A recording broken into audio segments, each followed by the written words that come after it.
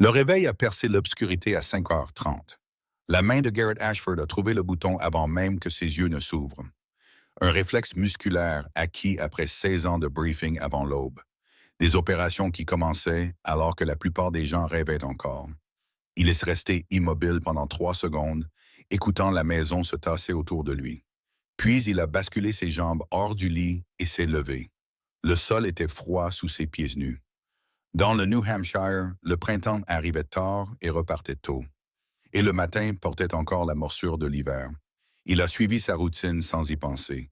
Douche, rasage, un jean et un Henley gris qui avaient connu des jours meilleurs. La montre était la dernière chose qu'il mettait, rayée et cabossée.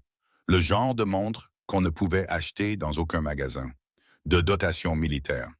Le verre était fissuré en toile d'araignée dans le coin supérieur gauche à cause d'un impact dont il ne se souvenait plus. Mais la trotteuse continuait de balayer le cadran, fluide et précise. Il a vérifié l'heure sur son téléphone.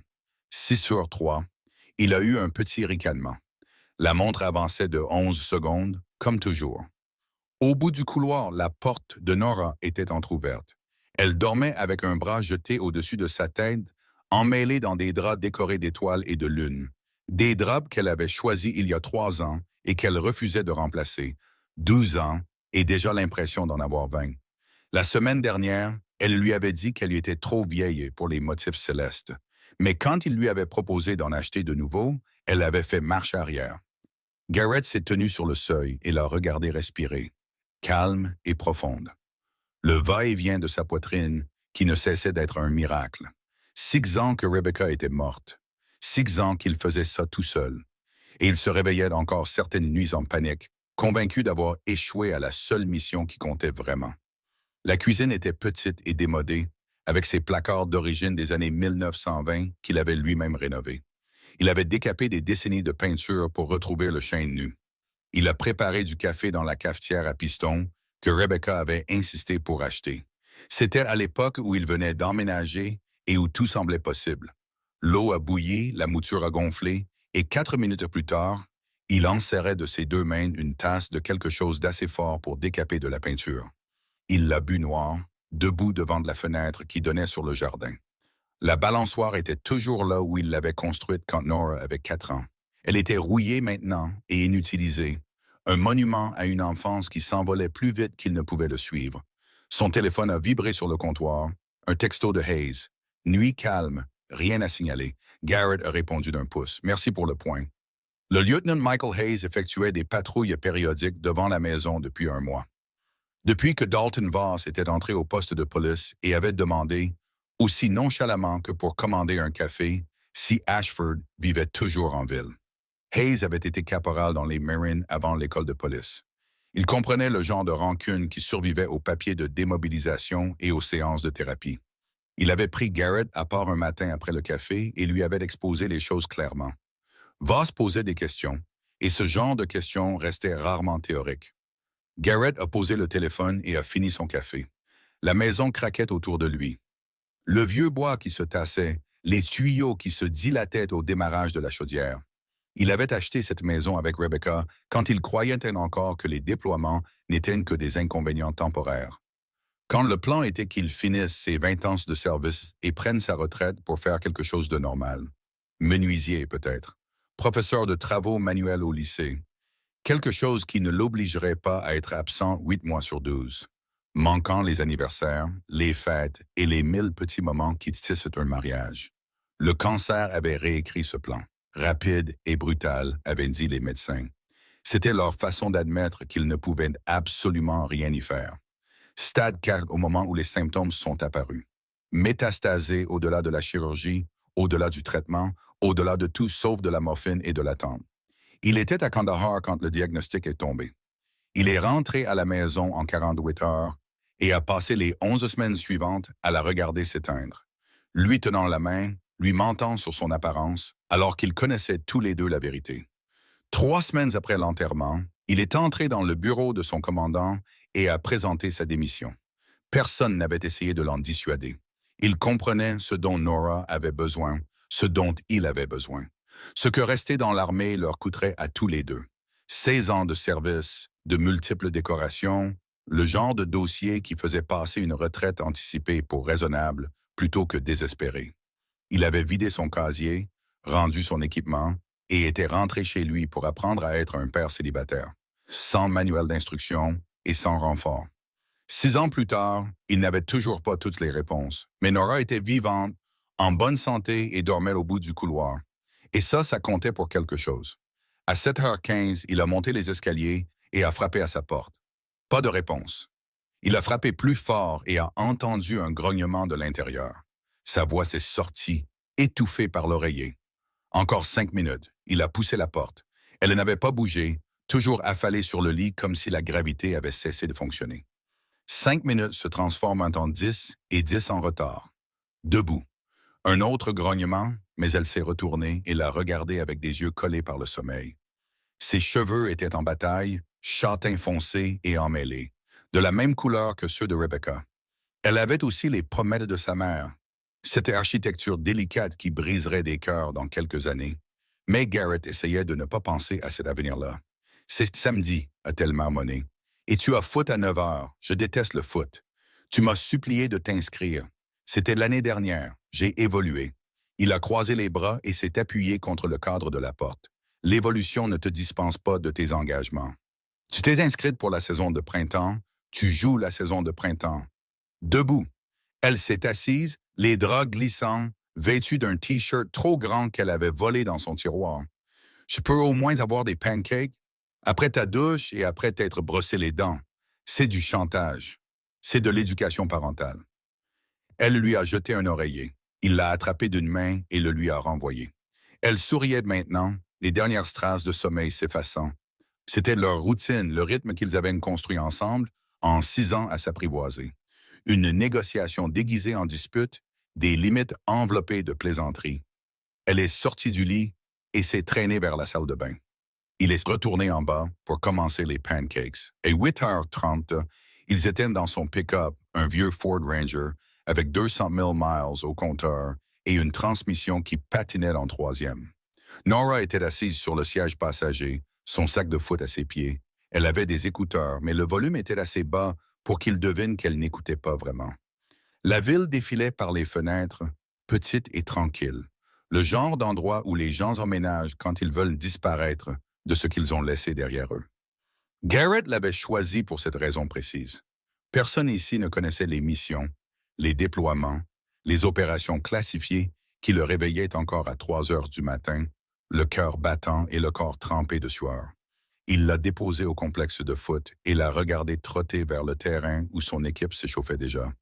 Elle se déplaçait avec une confiance aisée, ses longues jambes avalant le terrain, sa queue de cheval se balançant.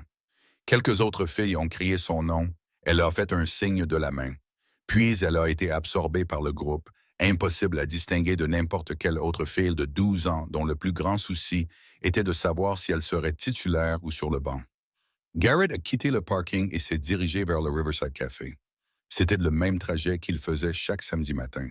Un café, une heure de paix, puis retour pour la récupérer à 10h30. C'était un petit rituel, prévisible et sûr. Le genre de normalité qu'il avait désiré toute sa vie d'adulte sans s'en rendre compte. Le café se trouvait à un coin de rue, en briques rouges avec de hautes fenêtres. Le genre de bâtiment qui avait été autre chose avant que quelqu'un ne le vide et le remplisse de bois de récupération et d'ampoules Edison. Il ouvrait à 7 heures le week-end, pour les lève-tôt et les insomniaques. À 8h45, il était déjà à moitié plein. Garrett a poussé la porte et l'odeur l'a immédiatement frappé. Café torréfié, pâtisserie fraîche, cannelle, beurre et levure. Son estomac lui a rappelé que 2 pancakes n'avaient pas été suffisants. Il a balayé la pièce du regard, cataloguant automatiquement les sorties et les lignes de vue avant que son esprit conscient ne le rattrape. La banquette du coin était libre, comme toujours. Il s'y est dirigé, se faufilant entre les tables où les gens étaient penchés sur des ordinateurs portables ou engagés dans des conversations intimes. Personne n'a levé les yeux. Il était doué pour être invisible quand il le voulait. Une compétence qui l'avait maintenu en vie dans des endroits où la visibilité signifiait la mort.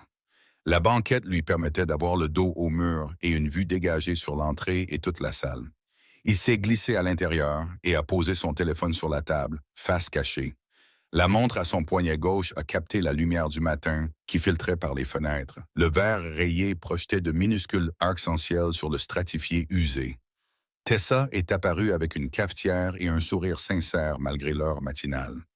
Début de la vingtaine, ayant abandonné ses études d'art, lui avait-elle dit une fois. Elle travaillait ici en attendant de savoir quoi faire ensuite.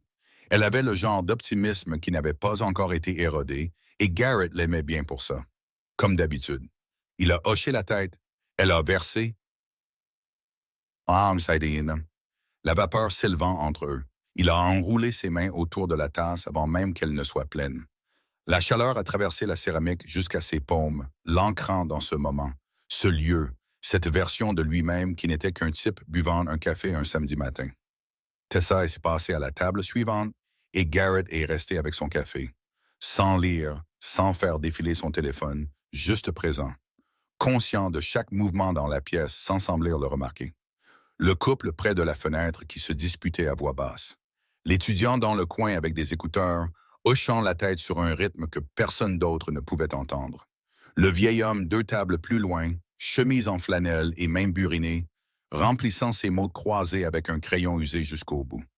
La porte s'est ouverte et Bryn Caldwell est entré dans son fauteuil roulant, franchissant le seuil avec une aisance de professionnel. Elle venait la plupart des samedis, toujours vers 9 heures, toujours seule. Garrett ne connaissait son nom que parce qu'il avait entendu Tessa l'utiliser une fois. Elle lui demandait si elle voulait sa table habituelle près de la prise où elle pouvait brancher son ordinateur. Elle avait 28 ou 29 ans, les cheveux foncés attachés en une queue de cheval pratique. Elle portait des vêtements qui privilégiaient la fonction à la mode. Elle avait le genre de visage qui aurait été saisissant si elle s'était donné la peine de se maquiller. Mais elle ne le faisait pas, et Garrett respectait ça. Pas de faux-semblants, pas de comédie. Elle s'est dirigée vers sa place habituelle et est passée du fauteuil à la banquette avec des mouvements efficaces qui témoignaient d'années de répétition. Le fauteuil roulant s'est plié d'un coup de poignet expert, rangé à côté de la table où il ne gênerait pas le passage. Elle a sorti son ordinateur portable et un carnet, les étalant sur la table avec l'intention concentrée de quelqu'un qui avait du travail à faire et peu de temps pour le faire. Garrett ne lui avait jamais parlé au-delà d'un hochement de tête occasionnel. Elle ne lui avait jamais parlé. Ils existaient en parallèle, 2 habitués qui appréciaient leur solitude, et cela suffisait. Il était à mi-chemin de sa 2e tasse quand la porte s'est de nouveau ouverte et que la température dans la pièce a chuté. Dalton Voss est entré comme s'il était chez lui. Épaules larges et veste en cuir, il se déplaçait avec le genre d'arrogance qui s'annonçait 3 pas à l'avance. Fin de la trentaine, assez grand pour que les hommes de taille moyenne se sentent petits. Avec le genre de visage qui aurait pu être beau s'il n'était pas tordu par la colère et le sentiment que tout lui était dû. 2 hommes le flanquaient. L'un avait des épaules massives comme un linebacker, le cou aussi épais que la cuisse de Garrett. L'autre était plus petit et nerveux, un visage de furet. Le genre de type qui parle trop et pense que ça le rend intelligent. Garrett a reconnu Dalton instantanément. 9 ans depuis leur dernier face-à-face, mais certaines personnes se gravent dans votre mémoire, que vous le vouliez ou non. Le bar est devenu silencieux, pas d'un coup, mais par vagues. Les gens l'ont remarqué et ont décidé, consciemment ou non, que se faire petit était la chose la plus intelligente à faire. Dalton a balayé la pièce du regard, lentement et délibérément, et ses yeux se sont accrochés à Bryn. Quelque chose a changé dans son expression. Pas de la reconnaissance, quelque chose de plus laid. Il a changé de trajectoire en plein milieu et s'est dirigé droit vers sa table. La main de Garrett s'est resserrée sur sa tasse, mais il n'a pas bougé. Pas encore, pas à moins que cela ne devienne nécessaire. Dalton a atteint la table de Bryn et s'est arrêté. Elle était concentrée sur son écran, les doigts volant sur le clavier, complètement inconsciente ou l'ignorant délibérément. Dalton a souri, et c'était le genre de sourire qui n'avait rien à voir avec l'humour. « Excusez-moi ». Bryn n'a pas levé les yeux. Dalton s'est penché, envahissant l'espace au-dessus de sa table. J'ai dit « Excusez-moi ».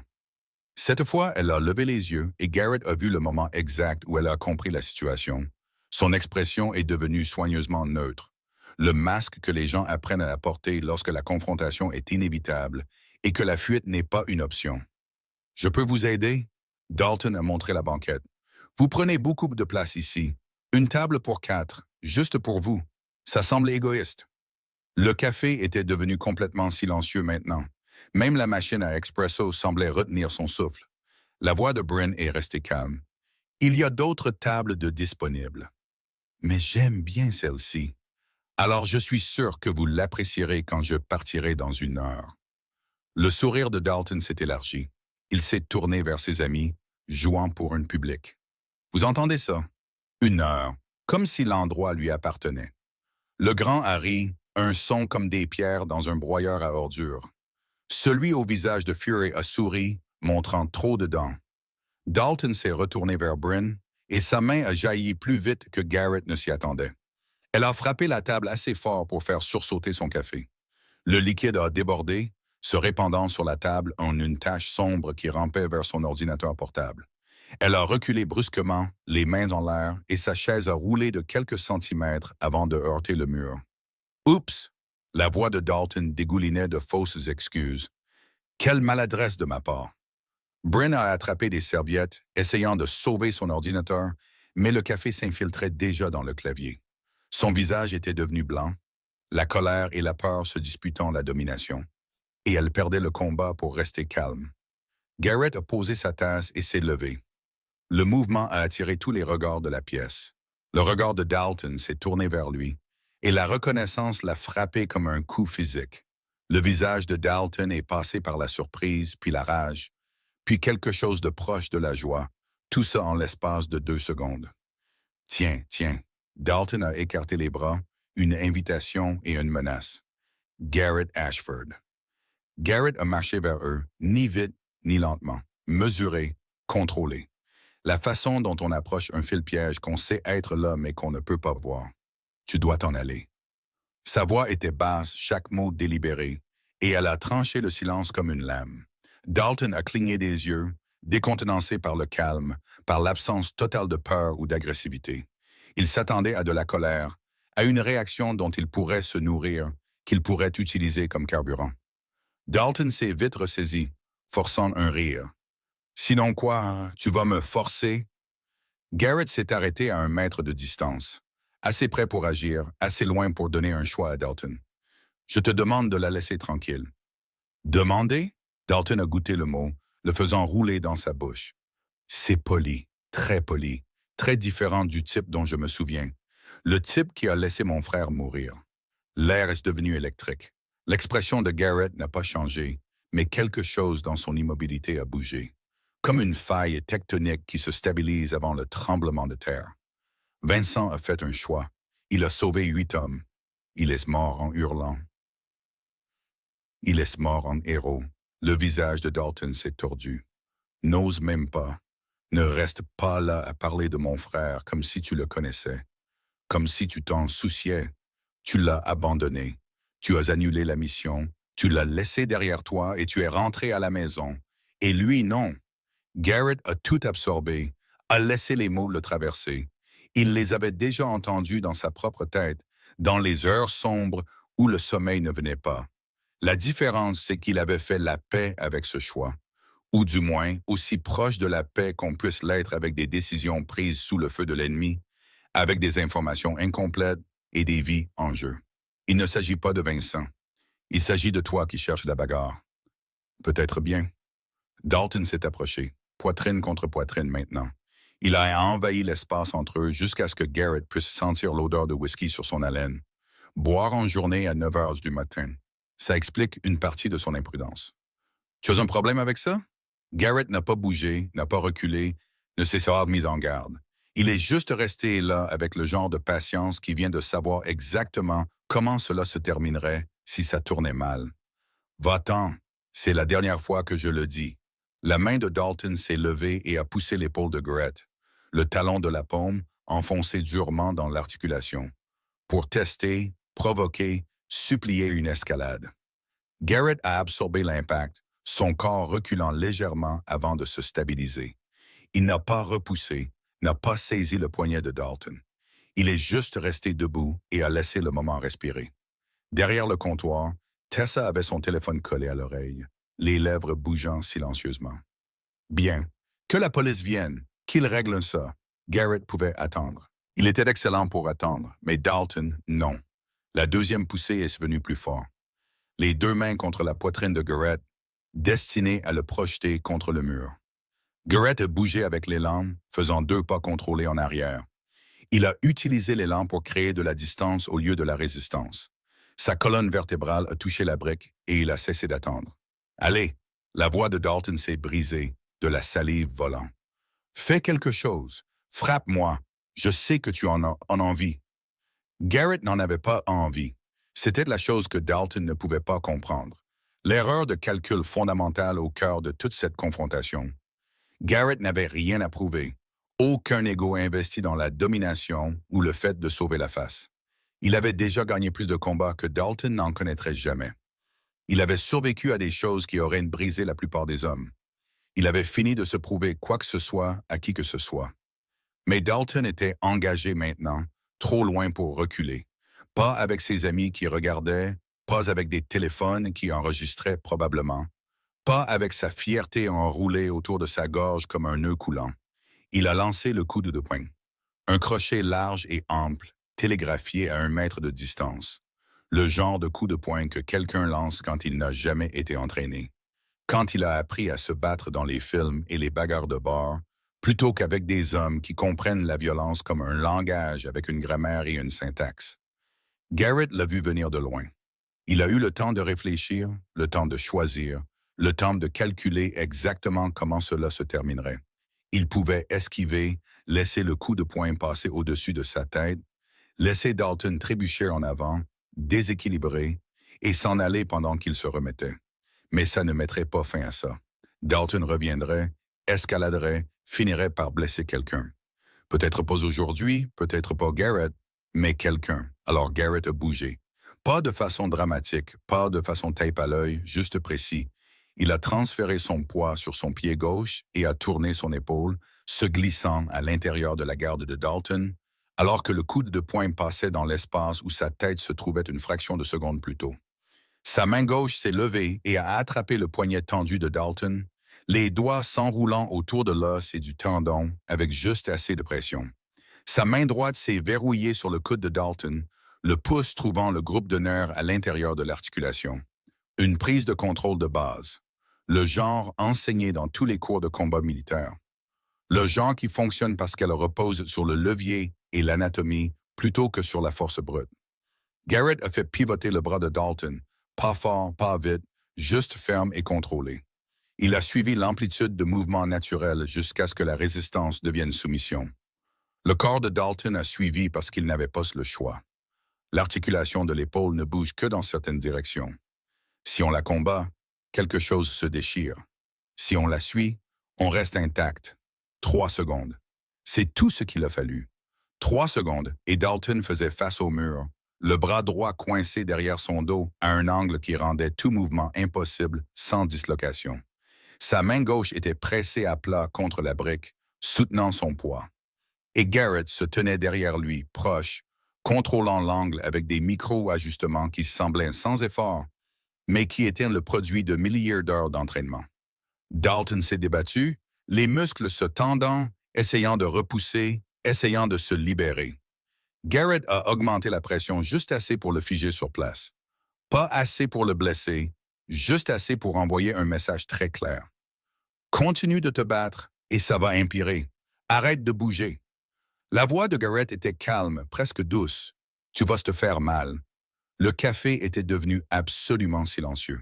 Personne ne parlait, personne ne bougeait. Même la machine à expresso semblait avoir cessé de respirer. Tessa se tenait derrière le comptoir avec son téléphone toujours collé à l'oreille, la bouche légèrement ouverte. L'étudiant dans le coin avait baissé son téléphone, le visage pâle. Le vieil homme en chemise de flanelle était assis, ses mots croisés oubliés, une main pressée contre son cœur. Il s'attendait à une bagarre, à des cris, des coups de poing sauvages, des meubles cassés. Il ne s'attendait pas à l'efficacité, au contrôle. Un homme qui bougeait comme si la violence était un langage qu'il parlait depuis si longtemps qu'il ne nécessitait aucune pensée, aucun effort, aucune émotion. Garrett a maintenu Dalton contre le mur et a attendu. Attendu que le combat se vide de lui.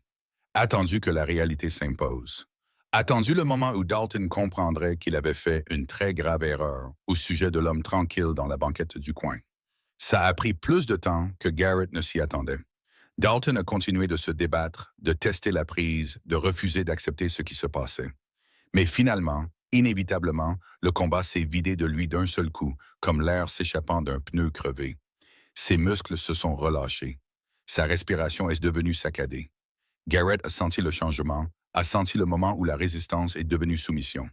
Il a maintenu la position pendant 3 secondes de plus, assez longtemps pour être absolument sûr, puis a relâché la pression et a reculé. Dalton s'est retourné lentement, le visage rouge, les yeux écarquillés. Il a regardé Garrett comme s'il le voyait pour la première fois, comme si les 30 dernières secondes avaient réécrit tout ce qu'il pensait comprendre du monde.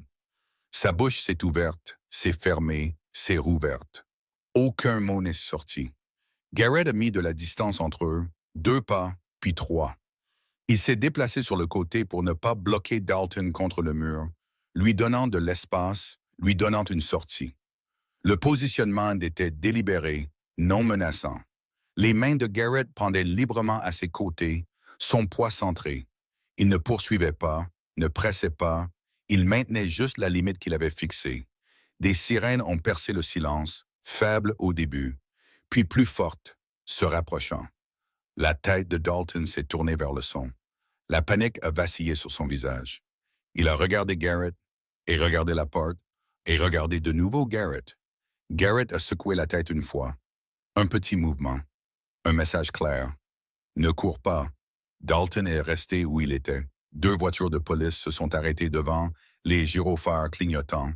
4 officiers sont entrés par la porte, se déplaçant avec le genre de vitesse prudente qui indiquait qu'on leur avait dit qu'il y avait une bagarre en cours, que quelqu'un pourrait être blessé, que la situation pourrait encore s'envenimer. La première officière à entrer était jeune, fin de la vingtaine, cheveux blonds tirés en arrière.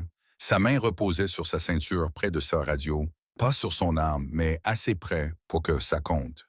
Ses yeux ont balayé la pièce, observant la foule, les téléphones, les 2 hommes près du mur du fond. Le deuxième officier était plus âgé, 50, peut-être 55 ans. Les tempes grisonnantes, un visage buriné qui avait vu trop d'appels du samedi matin exactement comme celui-ci. Son badge indiquait Hayes. Il se déplaçait plus lentement que sa partenaire, plus délibérément. Ses yeux ont trouvé Garrett en premier et y sont restés. Quelque chose a traversé son visage. De la reconnaissance. Peut-être de l'inquiétude. Il a dit quelque chose à voix basse à la jeune officière. Elle a hoché la tête et s'est dirigée vers Dalton. Hayes a marché vers Garrett. Sa posture était détendue mais alerte.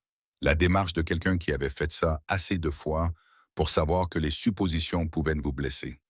Il s'est arrêté à quelques mètres, assez près pour parler, assez loin pour réagir s'il le fallait. Vous voulez me dire ce qui s'est passé ici? Garrett a croisé son regard directement.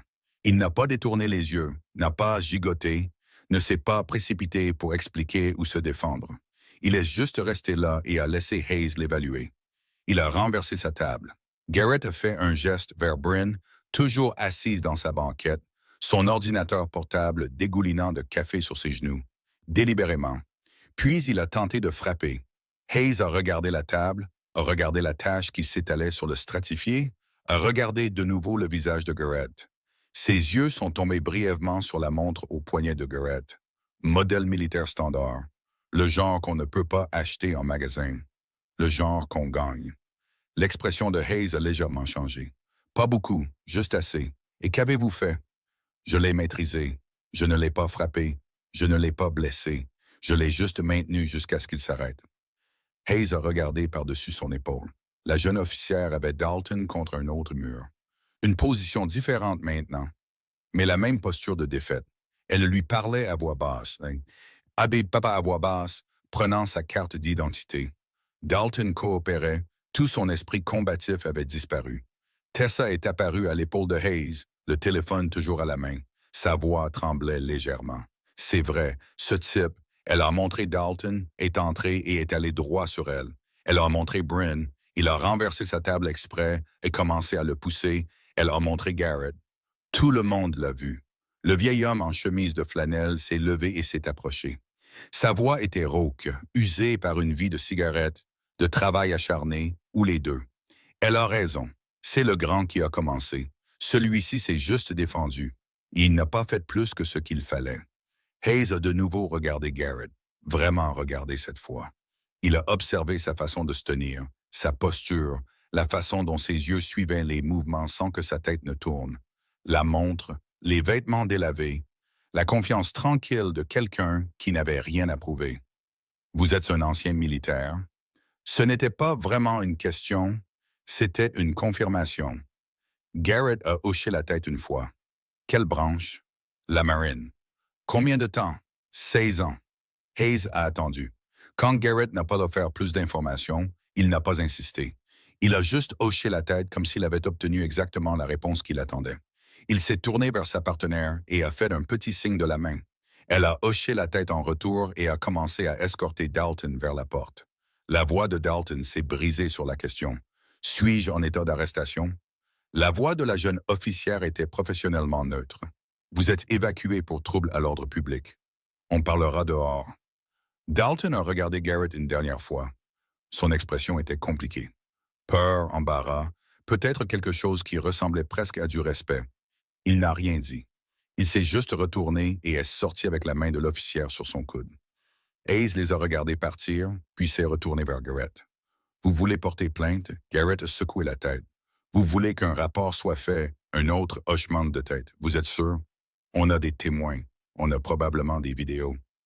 Hayes a jeté un coup d'œil à l'étudiant dans le coin qui avait toujours son téléphone sorti. On pourrait monter un dossier si vous vouliez. J'en suis sûr. Je veux juste rentrer chez moi. Hayes l'a étudié un long moment, puis a sorti une carte de sa poche et la lui a tendue. S'il revient dans le coin, vous m'appelez. Garrett a pris la carte et l'a glissée dans sa poche arrière sans la regarder. Hayes a tendu la main et l'a offerte. Garrett l'a serrée. La poignée était ferme, un respect mutuel entre deux hommes qui avaient tous deux vu des choses dont ils ne parlaient pas. Merci pour votre service, Hayes l'a dit doucement, destiné à Garrett seul, puis plus fort, à la salle. Quiconque a enregistré une vidéo de cet incident, je veux que vous la supprimiez tout de suite. Ce n'est pas un divertissement. Ce n'est pas du contenu. Quelqu'un aurait pu être gravement blessé. L'étudiant a baissé les yeux sur son téléphone. Il a tapoté l'écran plusieurs fois et l'a levé pour le montrer à Hayes. La vidéo avait disparu. Quelques autres personnes dans le café ont fait de même, supprimant, confirmant. Hayes a hoché la tête en signe d'appréciation. Il a regardé Garrett une dernière fois, a incliné légèrement la tête en signe de reconnaissance et est sorti. La porte s'est refermée derrière lui. Les lumières des voitures de police se sont estompées alors qu'elles s'éloignaient. Le café a expiré. La conversation a repris, doucement d'abord, puis plus fort. Les gens sont retournés à leur café, à leurs ordinateurs portables, à leur samedi matin. Mais l'atmosphère avait changé. Il y avait une qualité différente dans l'air. Une leçon que personne n'avait demandée, mais que tout le monde avait reçue. Tessa s'est approchée avec une serviette et l'a tendue à Garrett sans rien dire.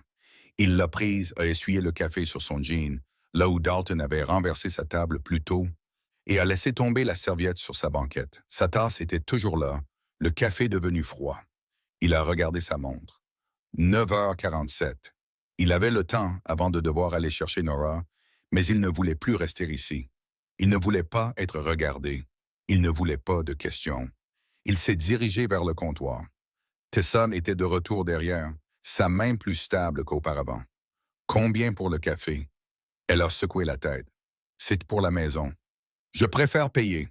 Elle l'a regardé, vraiment regardé, puis a hoché la tête, comprenant qu'il avait besoin de ça pour que les choses redeviennent normales. 3,50. Garrett a sorti son portefeuille, lui a donné un billet de 5 et lui a dit de garder la monnaie. Elle a souri. Un petit sourire, mais sincère. Merci de ne pas avoir empiré les choses. Garrett n'a pas répondu. Il a juste hoché la tête et s'est tourné vers la porte. Le vieil homme en chemise de flanelle a croisé son regard en passant. Il a légèrement levé sa tasse de café. Un salut, un geste de respect d'un homme à un autre. Garrett a rendu le hochement de tête et a continué à marcher. Dehors, l'air était vif et pur. Début de printemps dans le New Hampshire. Le soleil était brillant mais puis encore chaud. Il a marché jusqu'à son pick-up, est monté et est resté assis au volant un moment, regardant le café à travers le pare-brise. Les gens étaient toujours à l'intérieur, buvant toujours du café, vivant toujours leur vie. Le moment était passé, Dalton était parti, la police était partie, tout revenait à la normale. Sauf que ce n'était pas vraiment normal, plus maintenant. Parce que Hayes l'avait pris à part en sortant, la voix basse, les mots prudents. Dalton Voss est entré au poste il y a 3 jours et a demandé si vous viviez toujours en ville. Par nom, adresse, tout. Je pensais que vous devriez le savoir. Et puis Hayes avait ajouté, encore plus bas, il vient de sortir de prison il y a 2 semaines. Agression avec une arme mortelle. 5 ans purgés. Et avant que vous ne demandiez, non, je ne pense pas que c'était un hasard. Quelle que soit l'histoire que vous avez tous les deux, elle n'est pas terminée. Garrett a démarré le moteur et a quitté le parking. Ses mains étaient instables sur le volant, mais son esprit élaborait déjà des scénarios, des évaluations de menaces, des plans d'urgence. Les choses qu'on n'arrête jamais de faire une fois qu'on a été entraîné à penser de cette façon. Dalton Voss, le frère cadet de Vincent. Celui qui s'était présenté ivre à l'enterrement de Vincent et avait hurlé sur Garrett devant 200 personnes, le traitant de meurtrier, de lâche, de traître, qui avait laissé de braves hommes mourir. La sécurité l'avait évacué avant qu'il ne puisse lancer le coup de poing qu'il préparait. Et c'était la dernière fois que Garrett l'avait vu, il y a 9 ans. Et maintenant, il sortait de prison, posait des questions sur Garrett, se présentait à son café et commençait des bagarres. Ce n'était pas fini. Hayes avait raison sur ce point. Garrett a traversé les rues tranquilles en direction du complexe de foot. Il est passé devant la quincaillerie où il achetait du bois et des vies pour ses projets. Devant l'école primaire où Nora avait appris à lire. Devant le cimetière où Rebecca était enterrée sous une simple pierre tombale en granit. Il ne s'est pas arrêté au cimetière aujourd'hui. Parfois, il le faisait, s'asseyant là pendant des heures, parlant à une femme qui ne pouvait plus répondre. Mais pas aujourd'hui. Aujourd'hui, il devait aller chercher sa fille, la ramener à la maison et faire semblant que tout allait bien, que le passé ne le rattrapait pas, que les vieux fantômes restaient enterrés. Le complexe de foot était un chaos quand il est arrivé. Des matchs se terminaient, de nouveaux commençaient, des parents partout avec des chaises pliantes et des glacières.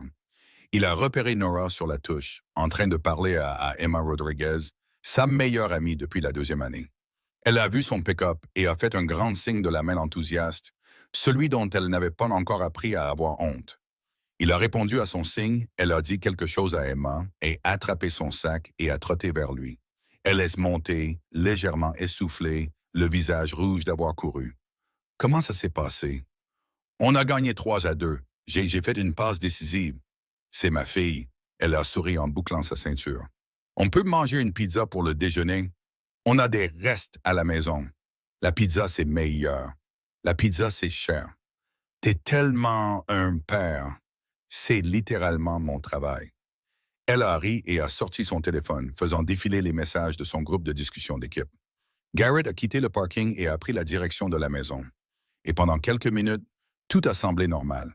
Juste un père et sa fille un samedi matin parlant de choses sans importance. Le monde était petit, sûr et gérable. Mais son téléphone a vibré dans le porte-gobelet. Quand il a jeté un coup d'œil à un feu rouge, il a vu un texto d'un numéro qu'il ne reconnaissait pas. J'ai apprécié notre conversation ce matin. On devrait remettre ça un de ces jours. Libby Garrett l'a supprimé sans répondre et a reposé le téléphone. Nora a levé les yeux de son écran. Tout va bien? Tout va bien. Elle l'a étudié avec le genre de perception que les enfants de 12 ans ne devraient pas avoir, mais qu'ils ont souvent. Tout main. Je gère quelque chose, tu n'as pas besoin de t'inquiéter. C'est ce que tu as dit le mois dernier quand la chaudière est tombée en panne. Et avais-tu besoin de t'inquiéter? Non, mais alors fais-moi confiance. Elle sait tu, mais elle le regardait toujours, lisant la tension dans ses épaules, la façon dont sa mâchoire était serrée. Elle était trop intelligente pour son propre bien parfois, trop observatrice, trop comme sa mère. Ils ont fait le reste du chemin en silence. Quand ils sont arrivés à la maison, Garrett lui a fait un sandwich qu'elle n'avait pas demandé et l'a regardé le manger en faisant semblant de lire les nouvelles sur son téléphone. Mais il ne lisait pas. Il pensait à Dalton, à Vincent, aux choix faits sous le feu de l'ennemi et aux conséquences qui survivaient au papier de démobilisation. Son téléphone a de nouveau vibré. Un autre texto du même numéro. Jolie gamine. Le foot, c'est bien ça? Ramassage à 15h15 en semaine? La main de Garrett s'est resserrée sur le téléphone assez fort pour que la coque craque. Nora a levé les yeux. Papa! Il a forcé son expression à rester neutre. Rien, juste le travail. Mais ce n'était pas rien et Nora le savait. Et quelque part en ville, Dalton Voss faisait très clairement savoir que ce n'était que le début. Garrett est resté dans son pick-up devant la maison pendant 10 minutes après leur retour. Il a regardé Nora disparaître à l'intérieur à travers le rétroviseur. Le texto brûlait dans sa poche comme un charbon ardent. Il l'a sorti et l'a relu. Les mots n'étaient pas moins menaçants la troisième fois. Jolie gamine, le foot, c'est bien ça? Ramassage à 15h15 en semaine. Dalton savait où Nora allait à l'école, connaissait son emploi du temps. Il l'avait probablement observé pendant des jours, cataloguant ses routines, identifiant ses vulnérabilités. C'était exactement ce que Garrett ferait s'il surveillait une cible. Ce qui signifiait que Dalton avait de l'entraînement, de la discipline, de la patience. Toutes les choses qui rendaient une menace crédible au lieu d'être juste du bruit. Il est sorti du pick-up et a fait le tour de la propriété avant d'entrer. Il a vérifié la clôture, le loquet du portail, les lignes de vue depuis la rue. La maison était sur un terrain d'un quart d'acre avec des voisins assez proches pour entendre des cris, mais pas assez pour voir dans le jardin. Les fenêtres donnaient au sud et à l'ouest des rideaux qui devaient être remplacés. Trop de verre, trop d'angles. À l'intérieur, Nora était déjà à l'étage, de la musique s'échappant de sous sa porte. Garrett s'est tenu dans la cuisine et a appelé Hayes. 3 sonneries puis. Lieutenant Hayes, c'est Garrett Ashford. Dalton m'a envoyé un texto il y a 20 minutes. Il a mentionné ma fille par son nom, son école, son emploi du temps. Silence à l'autre bout du fil. Le genre de silence qui signifiait que Hayes réfléchissait, calculait, décidait de la gravité de la situation. Vous avez toujours le message? Oui. Transférez-le-moi. Je vais vérifier son numéro, voir s'il est enregistré ou si c'est un téléphone prépayé. Quoi qu'il en soit, c'est une escalade. Du harcèlement au minimum, peut-être du harcèlement criminel selon la quantité de contacts qu'il initie. Que pouvez-vous faire concrètement? Hayes a expiré et Garrett a entendu la frustration dans sa voix.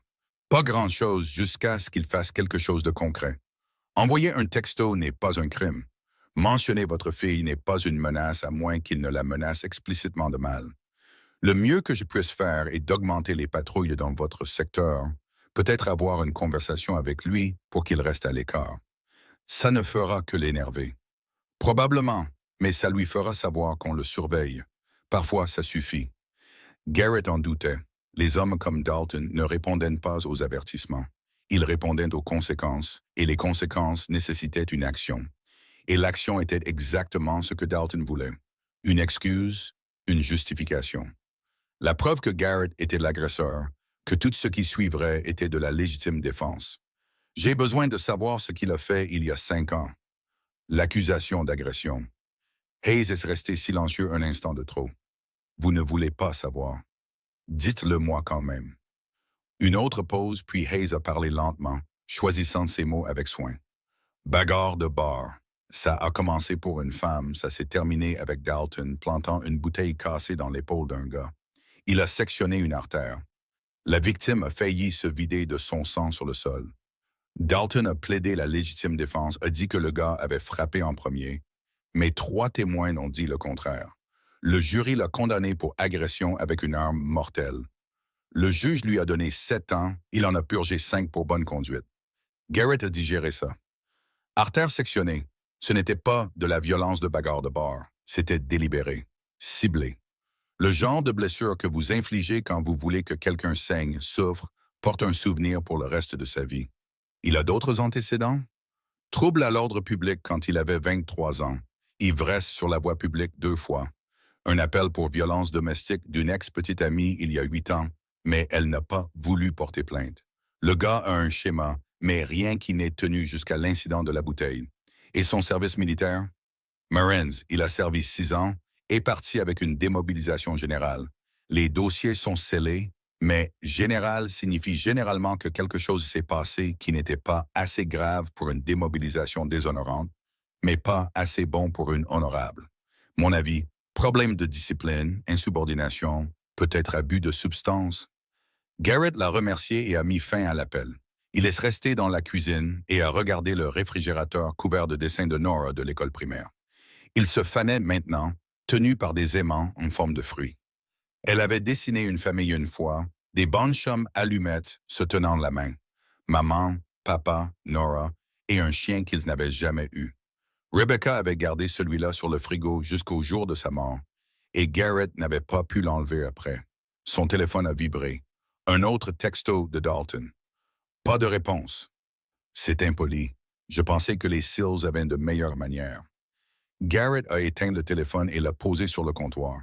Engager la conversation était ce que Dalton voulait. Une réaction signifiait un levier, et un levier signifiait le contrôle. Mieux valait rester silencieux, forcer Dalton à escalader à son propre rythme, au lieu d'être entraîné dans un rythme que quelqu'un d'autre imposait. À l'étage, la musique de Nora s'est arrêtée. Il a entendu sa porte s'ouvrir, des pas dans le couloir, puis sa voix depuis le palier.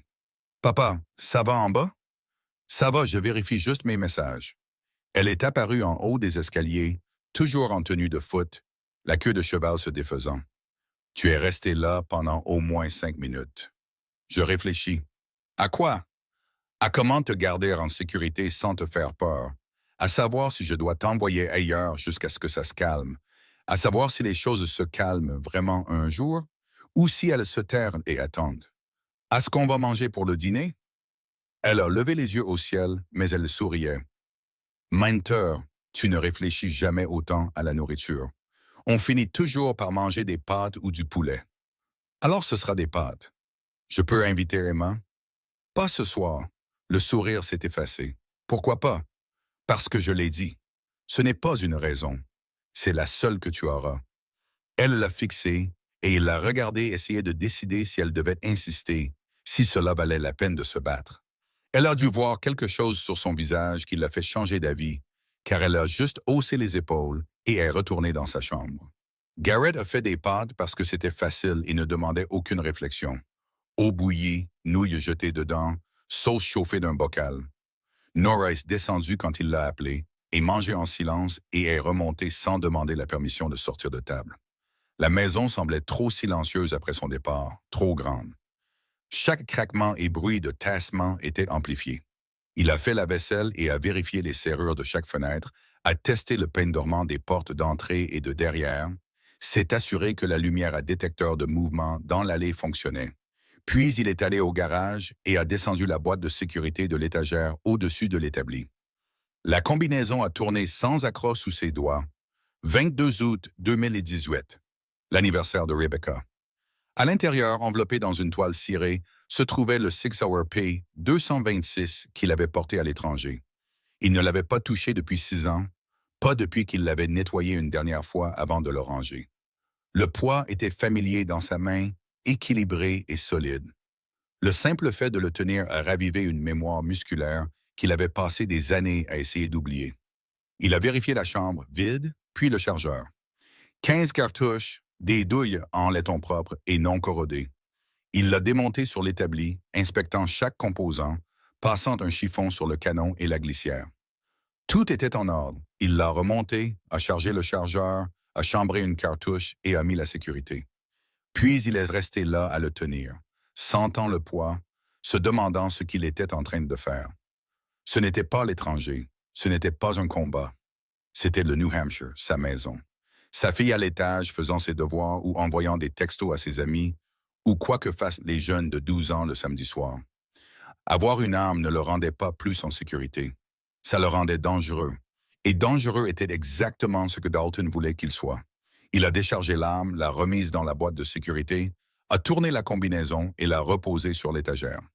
Si les choses devenaient assez graves pour qu'il ait besoin d'une arme, c'est qu'elles étaient déjà allées trop loin. Le dimanche s'est passé sans incident. Pas de texto, pas d'appel, aucun signe de Dalton. Garrett a emmené Nora à la quincaillerie et l'a laissé choisir des échantillons de peinture pour sa chambre qu'elle demandait à repeindre depuis des mois. Elle a choisi un bleu qui lui rappelait l'océan au large de la côte de Virginie, à l'époque où ils y passaient leurs vacances avant que Rebecca ne tombe malade. Ils ont passé l'après-midi à masquer les moulures et à appliquer la sous-couche, travaillant dans un silence confortable, rompu seulement par la musique du téléphone de Nora. Le soir, la première couche séchait, et Nora était affalée sur le canapé, à moitié endormie devant un film que Garrett ne suivait pas. Il était assis dans le fauteuil près de la fenêtre, surveillant la rue, attendant des phares qui ne sont jamais venus. Le lundi matin est arrivé, froid et gris, le genre de temps qui fait du printemps une promesse non tenue. Garrett a conduit Nora à l'école et l'a regardée disparaître dans le bâtiment, scrutant le parking à la recherche du pick-up de Dalton. Rien. Il a attendu que la cloche sonne et que le parking se vide avant de partir. À la maison, il a essayé de travailler. Il avait une commande pour une table de salle à manger à finir, mais ses mains semblaient maladroites et ses mesures ne cessaient d'être fausses. Il a finalement abandonné et est allé courir, poussant assez fort pour que ses poumons brûlent et que ses jambes se transforment en caoutchouc. L'épuisement physique n'a pas calmé son esprit, mais il a rendu le bruit plus gérable. Son téléphone a sonné pendant qu'il s'étirait sur le porche. Numéro inconnu. Il a répondu sans parler. Silence à l'autre bout du fil, juste une respiration. Puis la voix de Dalton, basse et amusée. « Tu ignores mes textos, ça fait mal, Garrett. » Je pensais qu'on renouait le contact. Garrett a raccroché et bloqué le numéro. 30 secondes plus tard, un autre appel d'un numéro différent. Il n'a pas répondu. Il a sonné 6 fois et est allé sur la messagerie vocale. 10 minutes plus tard, un autre appel, puis un autre. 6 numéros différents en 1 heure, aucun ne laissant de message.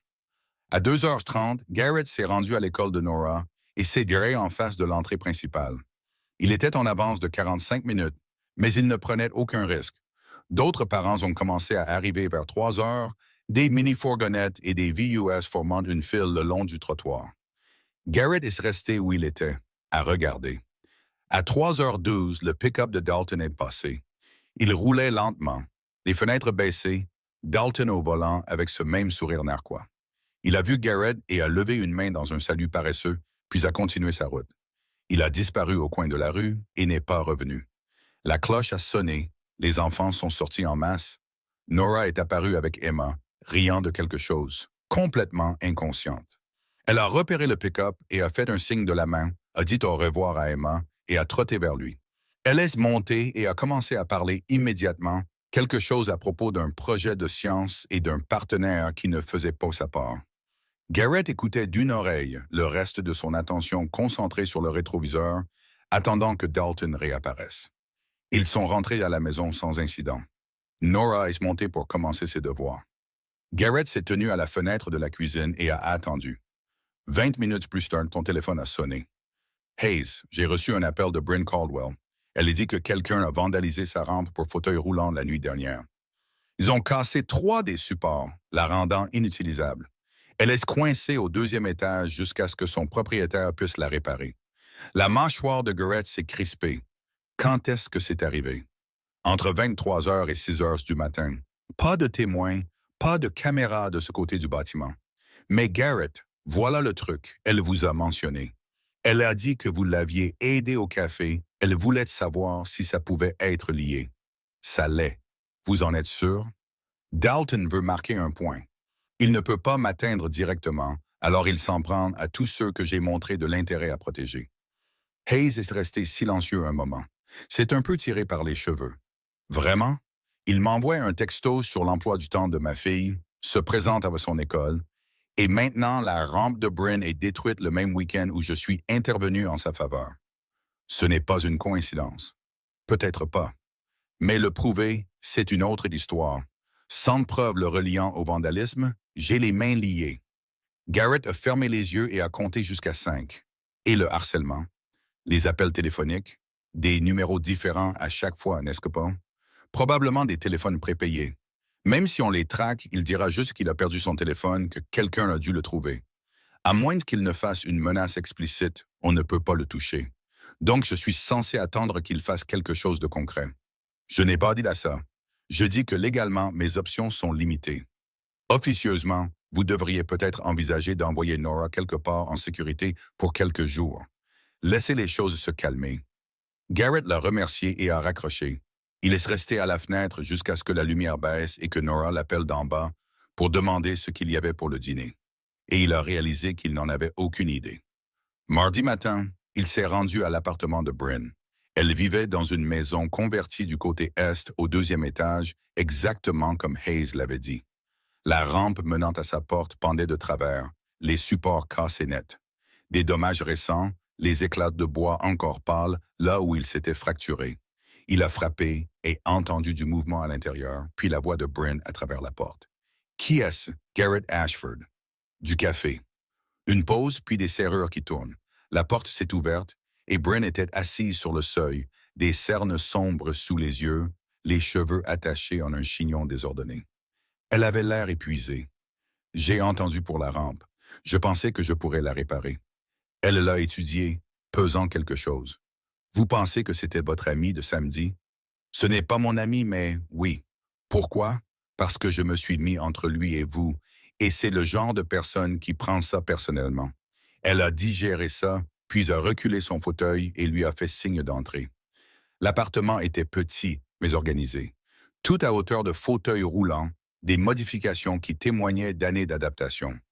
Son ordinateur portable était sur la table de la cuisine, entouré de papiers épars et de tasses de café. J'ai appelé la police. Ils ont dit que sans preuve, ils ne pouvaient rien faire. Ils m'ont dit la même chose. Alors quoi, on attend juste qu'il escalade? Garrett a regardé l'ordinateur portable, le travail qu'elle faisait. Des schémas de conception, des dessins d'architecture, des notes dans les marges. Sur quoi travaillez-vous? Elle a jeté un coup d'œil à la table, hésitante. Une aire de jeu communautaire. Conception accessible. Je la soumets pour une subvention. C'est du bon travail. C'est un travail nécessaire. Il n'y a pas assez d'espace où les enfants comme moi, si j'avais été blessé enfant, pourraient jouer sans barrière. Garrett a hoché la tête lentement. Dalton avait bien choisi sa cible. Pas seulement quelqu'un que Garrett avait défendu, mais quelqu'un qui représentait quelque chose qui valait la peine d'être défendu. La preuve que protéger les vulnérables était une faiblesse, que se soucier des autres faisait de vous une cible. Il a passé les 3 heures suivantes à reconstruire la rampe. Il a acheté de nouveaux supports à la quincaillerie, a renforcé les soutiens, a testé chaque planche.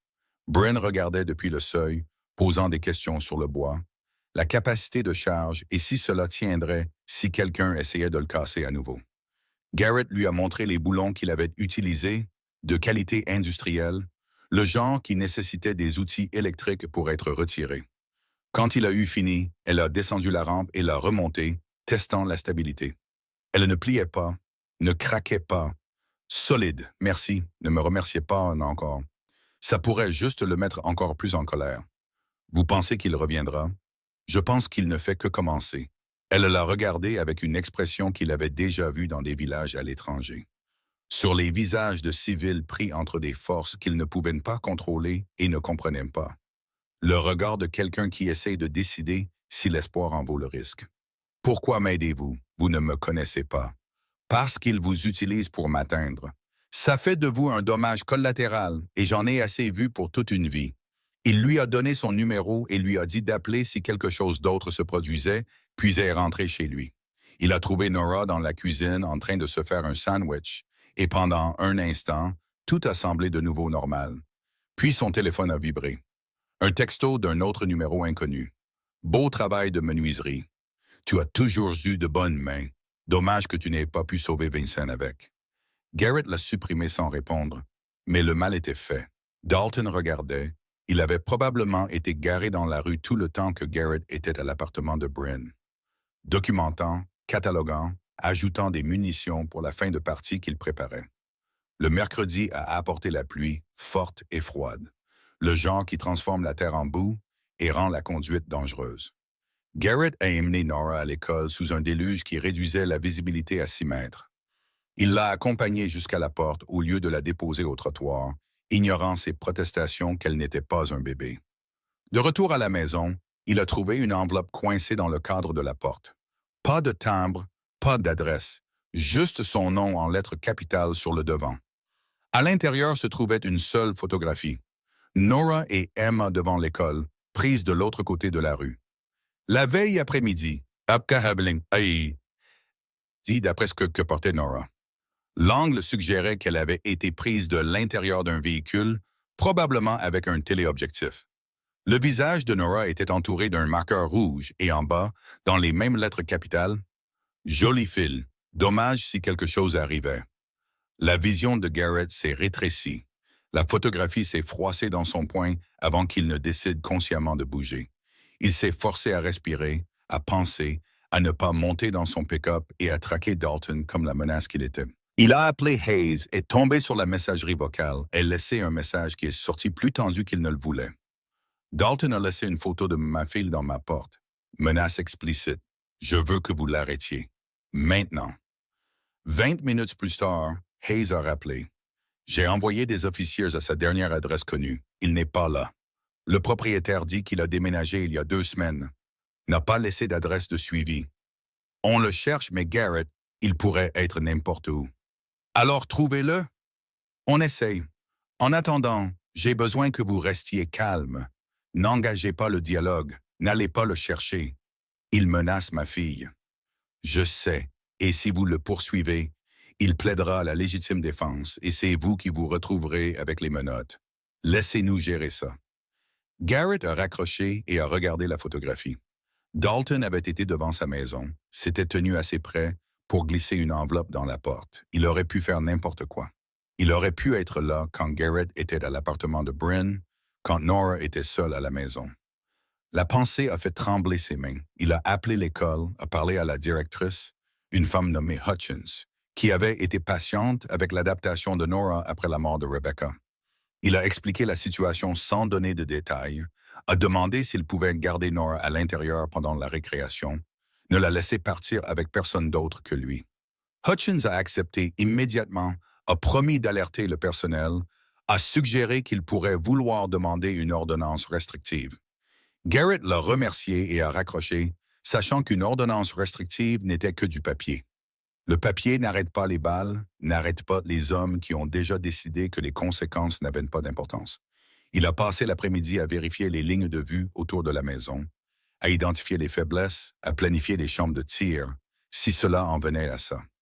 L'évaluation tactique semblait à la fois nécessaire et insensée, comme s'il se préparait au combat dans un quartier résidentiel où la plus grande menace aurait dû être les impôts fonciers et les règlements de copropriété. À 2h45, il s'est rendu à l'école en avance, s'est garé au même endroit, les yeux sur chaque véhicule qui approchait. Les parents sont arrivés, les enfants ont chargé dans les voitures, et Nora est sortie à l'heure prévue. Elle a vu le pick-up et s'est dirigée vers lui, mais à mi-chemin du parking, elle s'est arrêtée. Garrett a suivi son regard. Dalton se tenait près de la clôture, à 50 mètres de là. Il ne faisait rien d'illégal. N'était pas sur la propriété de l'école. Juste debout sur un trottoir public. Les mains dans les poches. Ce même sourire narquois visible même à distance. Le visage de Nora était devenu pâle. Elle a regardé Garrett, puis de nouveau Dalton, et Garrett a vu le moment où elle a compris que ce qui se passait n'était pas un hasard, n'était pas une coïncidence la concernait elle. Il est sorti du pick-up et a marché vers elle, gardant son corps entre Nora et Dalton. Il a posé une main sur son épaule et l'a guidée vers le véhicule. Elle est montée sans parler, et Garrett a quitté le parking, regardant Dalton s'éloigner dans le rétroviseur. La voix de Nora était faible. Qui était cet homme? Les mains de Garrett se sont crispées sur le volant. La vérité lui ferait peur. Un mensonge aggraverait les choses quand elle le découvrirait. Quelqu'un que je connaissais. Il est en colère à propos de quelque chose qui s'est passé il y a longtemps. Qu'est-ce qui s'est passé? Son frère est mort, il me blâme. Elle a absorbé ça, regardant par la fenêtre. Tu as tué son frère? Non, mais j'étais là quand c'est arrivé. J'étais responsable, et quand tu es responsable, tout ce qui se passe est ta responsabilité. Ce n'est pas juste. La justice n'a pas d'importance. La responsabilité, si. Ils ont roulé en silence jusqu'à ce qu'ils soient presque à la maison. Puis Nora, à peine audible. Est-ce qu'il va nous faire du mal? Garrett voulait dire non, voulait lui promettre la sécurité, la certitude, le genre de protection que les pères sont censés fournir. Mais Rebecca lui avait appris à ne pas mentir à leur fille, pas sur les choses qui comptaient. Je ne laisserai pas ça arriver. Ce n'était pas la même chose que non, et Nora était assez intelligente pour entendre la différence. À la maison, Il l'a fait rester dans le salon pendant qu'il vérifiait chaque placard, chaque fenêtre, le sous-sol et le garage. Satisfait que la maison soit vide, il a verrouillé les portes et tiré les rideaux. Nora était assise sur le canapé et le regardait. On est prisonnière maintenant. On est prudente maintenant. Pour combien de temps? Jusqu'à ce que ce soit fini. Quand est-ce que ce sera fini? Garrett n'avait pas de réponse. Cette nuit-là, il a appelé Jenny, la sœur de Rebecca. Elle vivait à 2 heures au nord, avait une ferme avec des chevaux, de l'espace et de la distance par rapport à ce qui se passait ici. Il a expliqué la situation dans les grandes lignes, a demandé si Nora pouvait rester avec elle quelques jours. Jenny a accepté sans hésitation. Amène-la demain. Elle pourra aider avec les chevaux, prendre l'air, se vider la tête. Garrett l'a remercié et est monté dans la chambre de Nora. Il l'a trouvée en train de faire son sac avant même de lui avoir demandé. « Comment tu as su? » Elle n'a pas levé les yeux. « Parce que tu y penses depuis qu'on est rentré. Je le vois. J'ai besoin que tu sois en sécurité pendant que je gère ça. Je ne veux pas partir. Je sais. Ce n'est pas juste. Je le sais aussi. » Elle a fermé le sac et s'est tournée vers lui, et il a vu Rebecca dans son expression. La même détermination, le même refus d'accepter les choses qu'elle ne pouvait pas changer. « Promets-moi que tu iras bien. » « Je te le promets. Tu mens encore. Je suis réaliste. Il y a une différence. » Elle l'a serré dans ses bras, soudainement et férocement, et il l'a tenue comme si elle pouvait disparaître s'il la lâchait. Quand elle s'est reculée, ses yeux étaient humides, mais elle ne pleurait pas. « Ne fais rien de stupide. Je ferai de mon mieux. » Jeudi matin, ils ont chargé son sac dans le pick-up et ont roulé vers le nord à travers un brouillard si épais que la route disparaissait à 3 mètres devant eux. Nora a dormi la plupart du trajet, ou a fait semblant, et Garrett l'a laissé dans sa fiction. Jenny les a accueillis à la porte avec des câlins, du café et le genre de chaleur facile qui vient de ne jamais avoir à se demander si quelqu'un regarde depuis la lisière des arbres. Garrett est resté pour le déjeuner, a aidé Nora à s'installer dans la chambre d'amis, puis s'est forcé à partir avant de se convaincre de rester. Le trajet de retour a semblé plus long que l'aller, et la maison était trop silencieuse quand il a franchi la porte. Son téléphone a sonné avant même qu'il n'ait enlevé sa veste. Numéro inconnu. Il a répondu sans réfléchir. La voix de Dalton, joyeuse et moqueuse. « Tu as déposé ta fille, malin. On ne voudrait pas qu'elle soit prise entre deux feux. Laisse-la en dehors de ça. Elle est déjà dedans.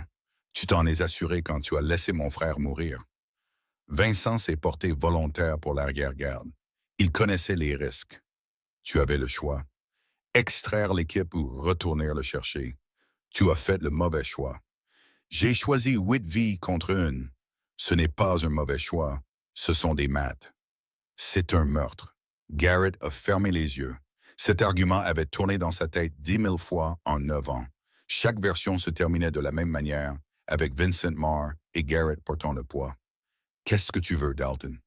Je veux que tu souffres. Je veux que tu perdes tout, comme moi. Frère, carrière, famille. Et quand tu n'auras plus rien, quand tu seras vidé et brisé, alors peut-être que tu comprendras ce que tu m'as pris. Je ne t'ai rien pris. Tu as tout jeté par toi-même. Qui? Parce que je n'avais plus rien pour quoi vivre. Vincent était tout ce que j'avais et tu l'as tué. » La ligne est devenue silencieuse. Garrett se tenait dans la maison vide et sentait les murs se refermer sur lui. Dalton n'était pas intéressé par la conversation, pas intéressé par la vérité, la justice ou quoi que ce soit de rationnel. Il voulait la vengeance, et la vengeance ne suit pas de règles, ne répond pas à la logique, ne se soucie pas des dommages collatéraux. La seule façon de l'arrêter était de supprimer complètement la menace. Et supprimer la menace signifiait devenir exactement ce que Dalton voulait qu'il soit. Vendredi matin, Garrett s'est rendu à l'appartement de Bryn. Il l'a trouvé en train de lutter pour monter ses courses par la rampe, les sacs en équilibre précaire sur ses genoux pendant qu'elle roulait d'une seule main. Il l'a aidé sans demander la permission, a tout porté à l'intérieur, l'a aidé à déballer. Elle a fait du café et ils se sont assis à sa table de cuisine, sans parler, juste existant dans le même espace. Au bout d'un moment, elle a rompu le silence. « Il est passé hier soir. » La tête de Garrett s'est relevée d'un coup. « Dalton? » Il n'a pas donné son nom. Il a juste frappé à ma porte vers 22 heures, a demandé si j'étais la fille du café. Je n'ai pas répondu, mais il savait que j'étais là. Il est resté dehors à parler à travers la porte pendant 5 minutes. Il a dit que vous aviez causé beaucoup de problèmes, que les gens qui vous aidaient avaient tendance à le regretter. Avez-vous appelé la police? Ils sont venus, ont pris une déposition, ont dit la même chose qu'avant. Sans preuve d'intention, ils ne peuvent rien faire. Les mains de Garrett se sont crispées en poing. Je suis désolé, c'est à cause de moi. Non. Sa voix était tranchante. Ne vous excusez pas d'avoir défendu quelqu'un. C'est lui le problème, pas vous. J'ai fait de vous une cible. Il a fait de moi une cible. Vous avez juste remarqué. Ils sont restés assis en silence jusqu'à ce que le café refroidisse. Puis Bryn s'est approché de la fenêtre et a regardé la rue en bas, la voix calme mais ferme. Mon accident n'était pas un accident. Pas entièrement. J'étais sur un chantier de construction. J'inspectais des travaux pour un client. Quelqu'un avait desserré la rambarde de l'échafaudage. Je suis tombé de 6 mètres sur du béton. Je me suis cassé la colonne vertébrale à 3 endroits. Garrett a attendu, laissant dicter le rythme. Ils ont enquêté, ont trouvé des preuves de sabotage, mais n'ont pas pu prouver qui. Mon associé au cabinet en a le plus profité. Il a eu mes clients, mes projets, a emménagé dans mon bureau avant que je ne sorte de l'hôpital. Mais les avocats ont dit que les preuves circonstancielles n'étaient pas suffisantes. Vous pensez qu'il l'a fait? Je sais qu'il l'a fait, mais savoir et prouver sont 2 choses différentes. Et j'étais trop brisé pour me battre. J'ai passé 2 ans en physiothérapie à apprendre à vivre comme ça. Le temps que j'ai de l'énergie pour autre chose, il avait déménagé en Californie et l'affaire était classée. Elle s'est détournée de la fenêtre. Je vous dis ça parce que je comprends. Parfois, le monde vous inflige quelque chose d'injuste et avoir raison ne change rien. Vous pouvez passer votre vie à vous battre ou vous pouvez vous adapter et continuer à avancer, mais vous ne pouvez pas faire les deux. Lequel avez-vous choisi? Je suis encore en train de décider.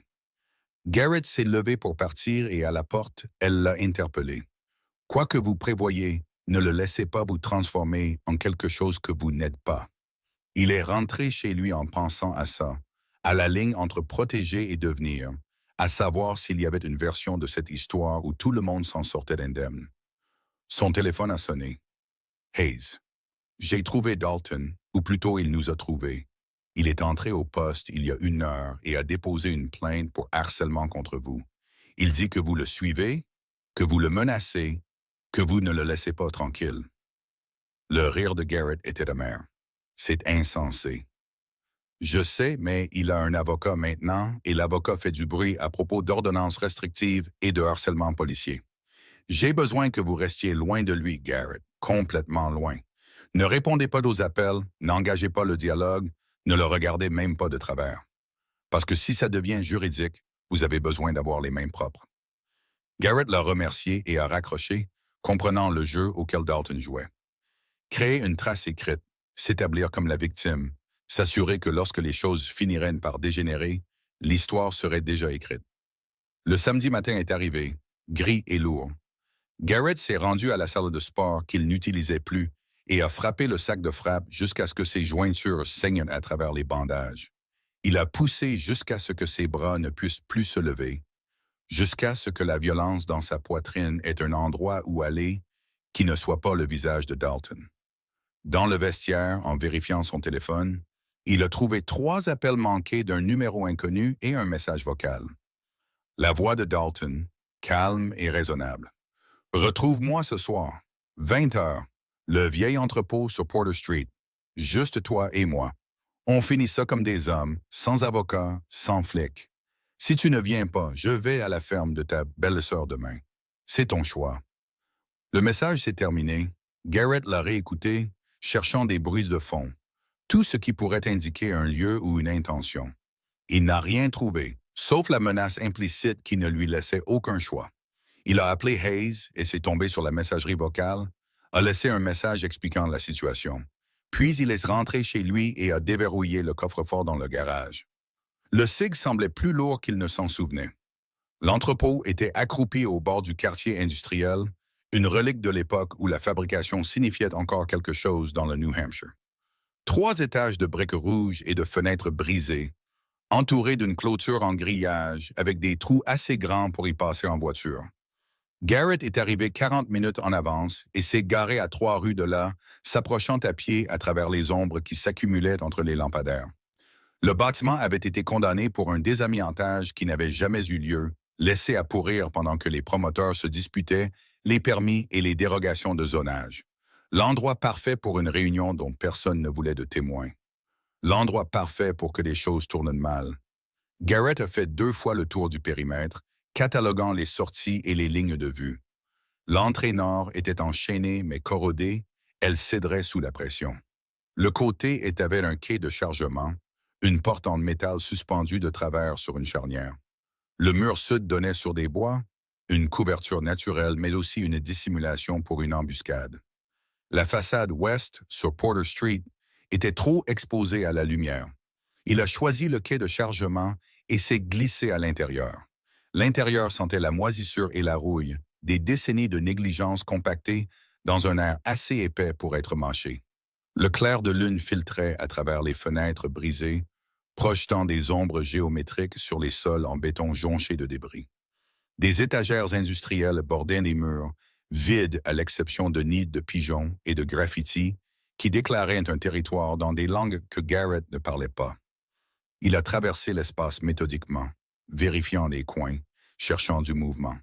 Il a trouvé des preuves de campement de sans-abri dans le coin nord-ouest, des sacs de couchage, des bouteilles vides, un chariot de supermarché rempli de canettes en aluminium.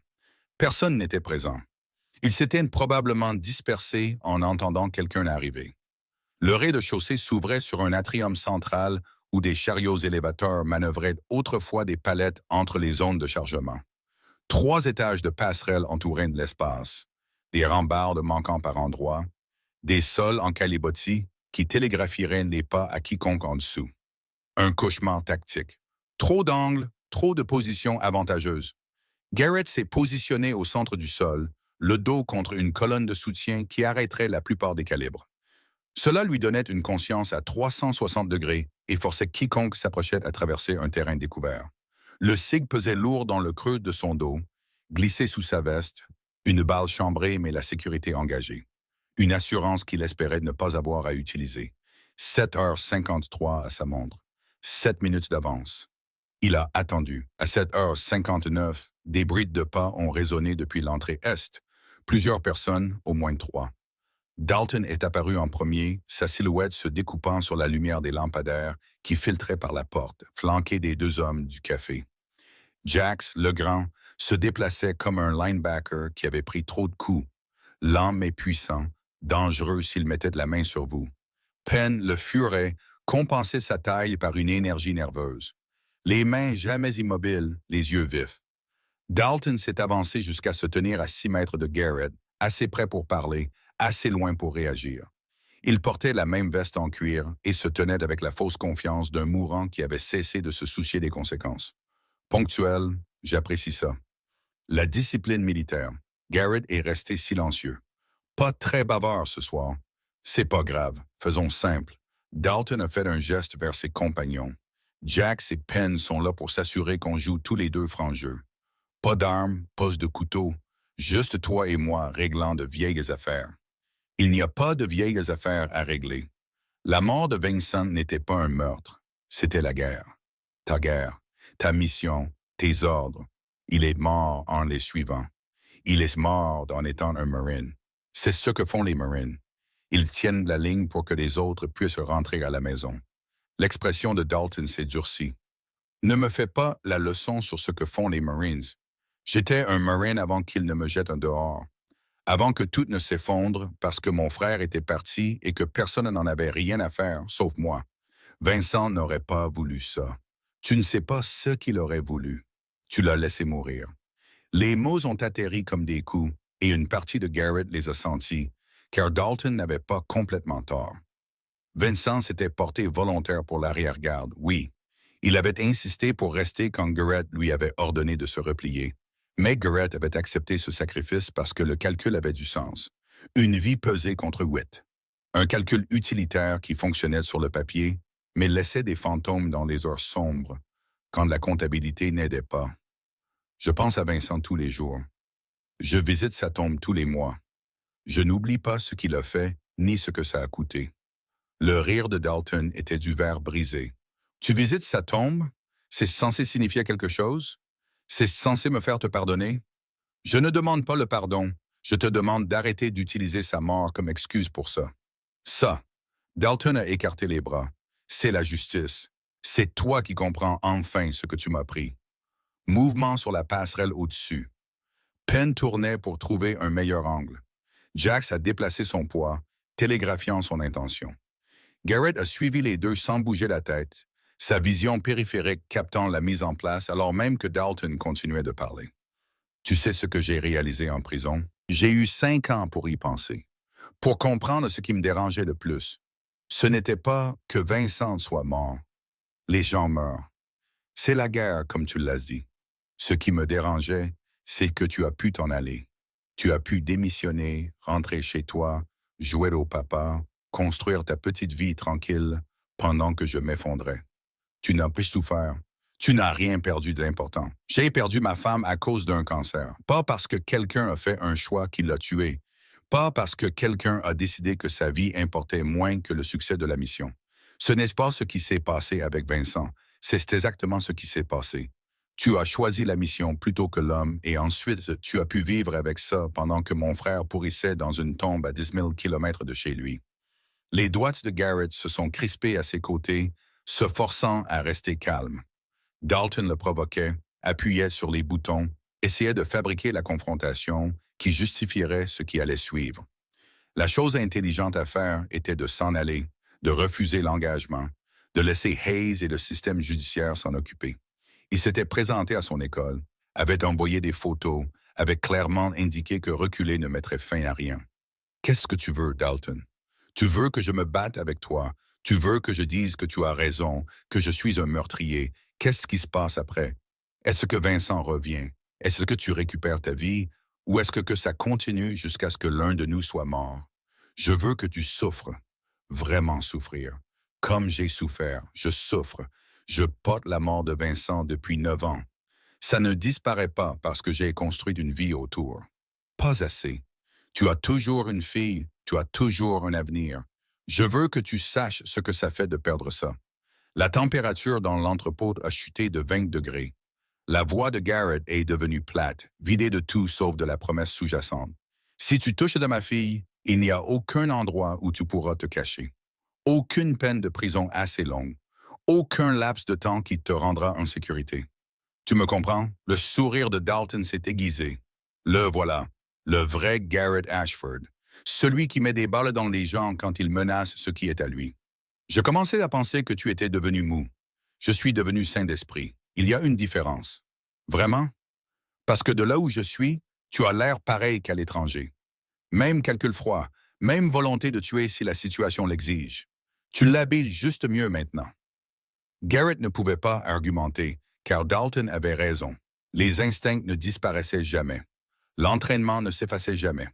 Il pouvait évaluer une menace et la neutraliser plus vite que la pensée consciente. Et une partie de lui, la partie qui l'avait maintenu en vie pendant 16 ans d'opération, voulait en finir maintenant. Voulait traverser les 6 mètres qui les séparaient et s'assurer que Dalton ne menacerait plus jamais personne. Mais cette partie de lui était exactement ce qui avait fait tuer Vincent. Le calcul froid qui disait qu'une mort était acceptable si elle en sauvait d'autres. La logique qui transformait les gens en variables dans une équation où la réponse était toujours écrite avec du sang. Il avait quitté cette vie spécifiquement parce qu'il ne pouvait pas être à la fois soldat et père. Il ne pouvait pas passer de l'homme qui faisait ses calculs à l'homme qui tressait les cheveux de sa fille avant l'école. Je ne suis pas ici pour me battre avec toi. Les sourcils de Dalton se sont levés. Non? Alors pourquoi venir? Parce que tu as menacé Nora et j'ai besoin que tu comprennes que quoi qu'il soit arrivé avec Vincent, quoi que tu penses que je te doive, elle n'en fait pas partie. Laisse-la tranquille et on pourra parler. Continue de pousser et ça se terminera de la seule façon possible. C'est une menace, c'est une limite, une que tu dois respecter. Ou quoi? Tu me tueras comme tu as tué mon frère. Je n'ai pas tué Vincent. Tu l'as laissé mourir. C'est la même chose. L'argument était circulaire, infini, impossible à gagner car ils se disputaient sur des choses différentes. Dalton n'était pas intéressé par la vérité. Il était intéressé par la douleur, la vengeance et le fait de faire payer quelqu'un pour une perte qu'il avait brisée au-delà de toute réparation. Garrett a essayé une approche différente. Vincent écrivait des lettres de l'étranger. Les as-tu lues? L'expression de Dalton a vacillé. Quoi? Ces lettres, il parlait de toi, s'inquiétait pour toi. Il m'a dit une fois que tu étais la raison pour laquelle il s'était engagé, qu'il voulait être quelqu'un dont tu pourrais être fier. Arrête! La voix de Dalton s'est brisée. N'ose pas parler de lui comme si tu le connaissais. Je le connaissais. Pas aussi bien que toi, mais assez pour comprendre quel genre d'homme il était. Et je te dis qu'il n'aurait pas voulu ça. Il n'aurait pas voulu que tu te détruises à cause de sa mort. Tu n'as pas à me dire ce que mon frère aurait voulu. Alors écoute ce qu'il a vraiment dit. Il t'a écrit une lettre la veille de sa mort. Il me l'a donnée, m'a dit de m'assurer que tu la reçoives s'il ne revenait pas. Ça a arrêté Dalton Net. Tu mens. Non, elle est dans un coffre-fort en Virginie, First National Bank à Arlington. Coffre numéro 847, enregistré à mon nom. Une lettre à l'intérieur, adressée à Dalton de la part de son frère. Vincent Voss, tué au combat il y a 9 ans. Dalton ne l'a jamais eu. Dalton le fixa, quelque chose de vulnérable, perçant à travers la rage. Qu'est-ce qu'elle dit? Je ne sais pas. Je ne l'ai jamais ouverte, elle ne m'était pas adressée.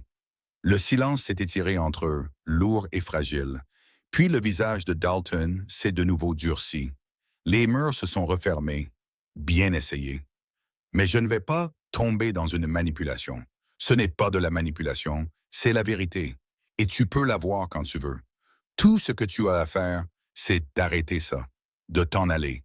Laisse-moi récupérer la lettre, te la donner, et on ne se revoit plus jamais. Et si je ne le fais pas, alors on finit ça ici et l'un de nous ne repart pas. Penn a sifflé depuis la passerelle. « Chef, on fait ça ou quoi? » Dalton l'a ignoré, les yeux rivés sur Garrett. « Tu penses vraiment que la lettre de Vincent va arranger ça? Qu'elle va me faire oublier 9 ans à te blâmer?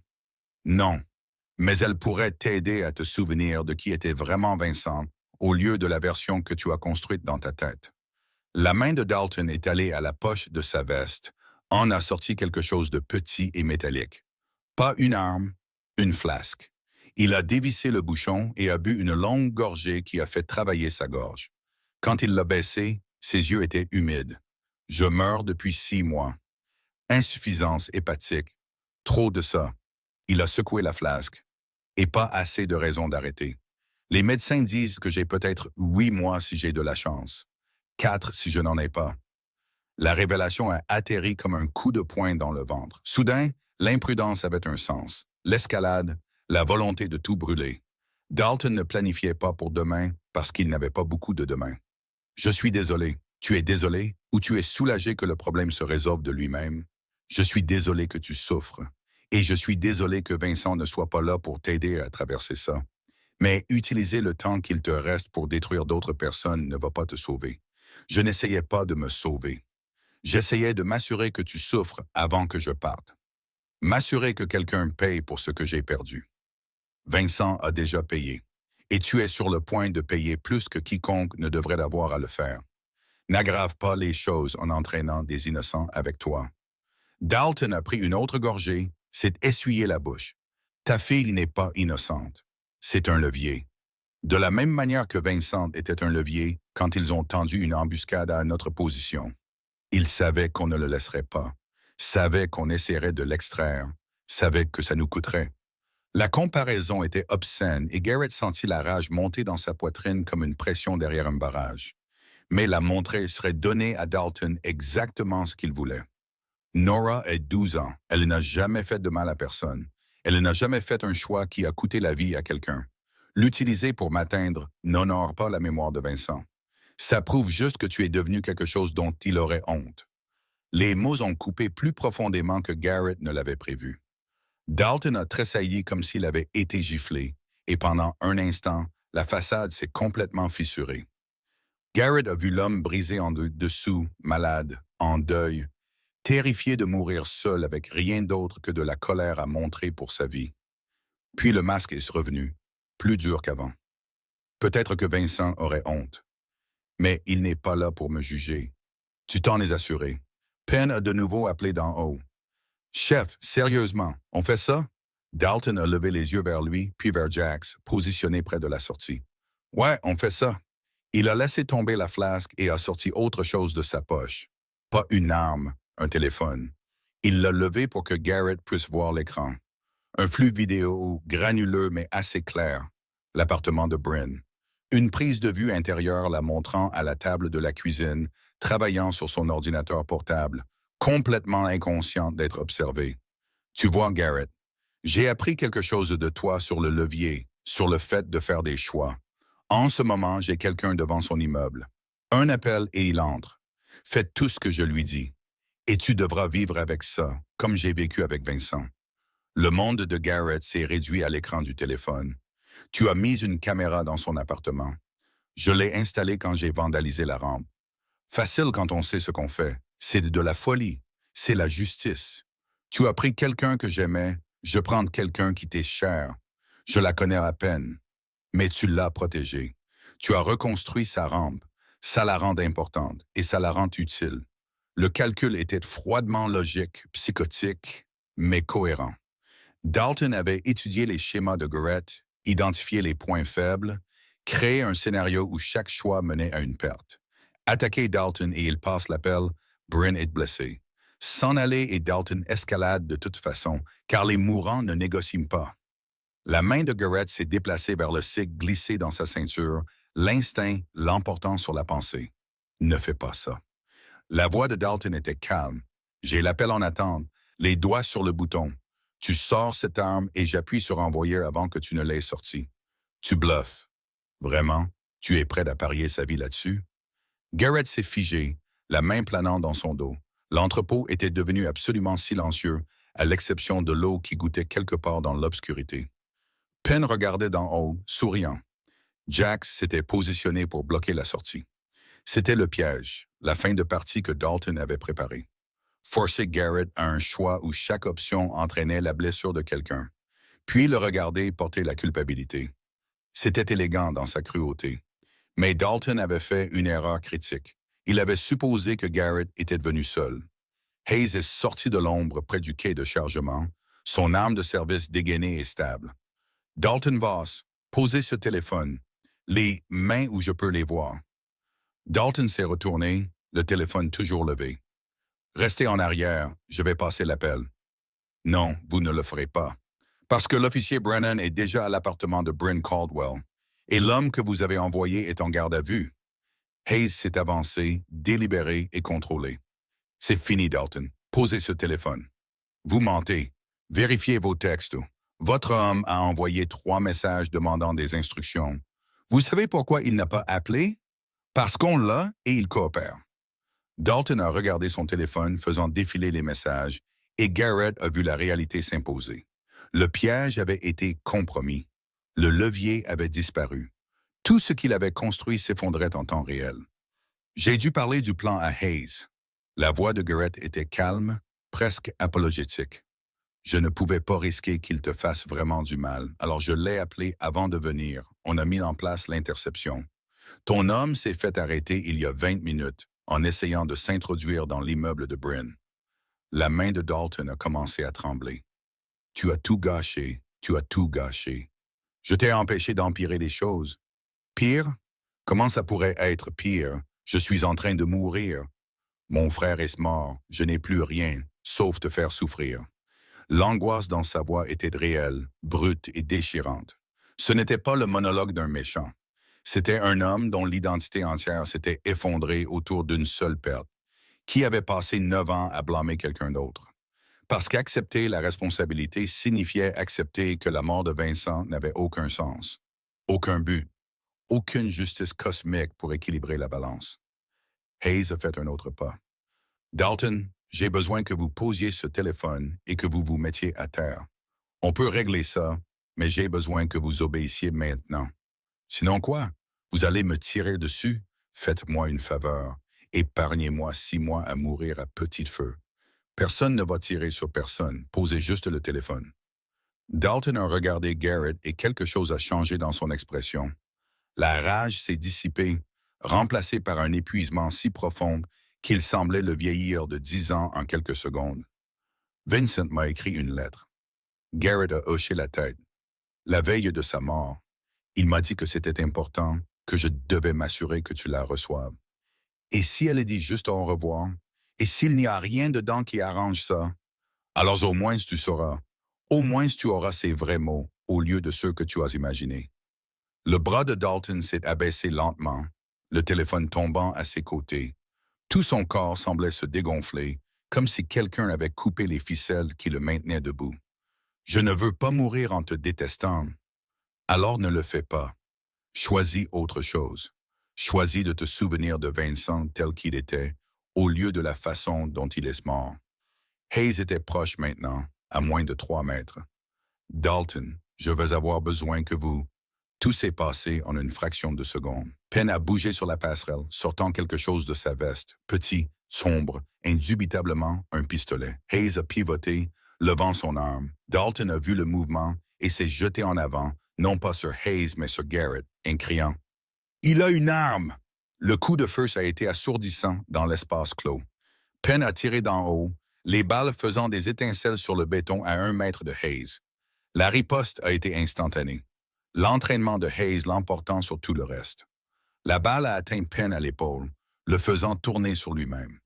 Il a lâché le pistolet et s'est effondré contre la rambarde, se tenant de la blessure. Jax a chargé depuis la sortie, massif et rapide malgré sa taille. Hayes s'est tourné vers lui, mais Dalton était entre eux. Et dans ce moment de confusion, Garrett a bougé. Il a intercepté Jax avec un tacle bas, utilisant l'élan de l'homme plus grand contre lui. Ils ont heurté le béton ensemble, l'impact chassant l'air de leurs 2 poumons. Jax s'est remis le premier, lançant un coude qui a attrapé Garrett au-dessus de l'oreille. Des étoiles ont explosé dans sa vision. L'entraînement a pris le dessus. Garrett a piégé le bras de Jax, l'a fait pivoter en position et appliqué une pression sur l'articulation du coude. Jax a rugi et a essayé de se libérer, mais la prise était verrouillée et forcée signifiait une dislocation. Il est resté immobile, respirant fort, immobilisé. Hayes avait Dalton face contre terre, un genou dans le dos, le menottant avec une efficacité de professionnel. Restez à terre, ne bougez pas, ne parlez pas. D'autres sirènes à l'extérieur, des renforts arrivaient. L'officier Brennan est entré par le quai de chargement avec 2 uniformes, armes dégainées. Elle a vu la scène et s'est immédiatement dirigée pour sécuriser Penn, qui gémissait sur la passerelle, le sang se répandant sur sa chemise. Hayes a regardé Garrett, qui contrôlait toujours Jax. « Ça va? »« Ouais, super. Laisse-le se relever doucement. » Garrett a relâché Jax et a reculé, les mains visibles. Jax s'est mis à genoux, puis s'est relevé avec un uniforme de chaque côté. Plus de combat en lui, juste le choc que tout est mal tourné. Brennan a appelé d'en bas de la passerelle. Blessure à l'épaule de part en part. Il vivra, mais il a besoin d'une ambulance. Hayes a hoché la tête et a parlé dans sa radio, demandant une assistance médicale. Puis il a relevé Dalton et l'a retourné. Le visage de Dalton était vide, toute la colère consumée, ne laissant que le vide derrière. Vincent aurait détesté ça. La voix de Dalton était à peine un murmure. Il aurait détesté ce que je suis devenu. Garrett se tenait à quelques mètres, respirant fort, goûtant le cuivre là où il s'était mordu la joue pendant le tacle.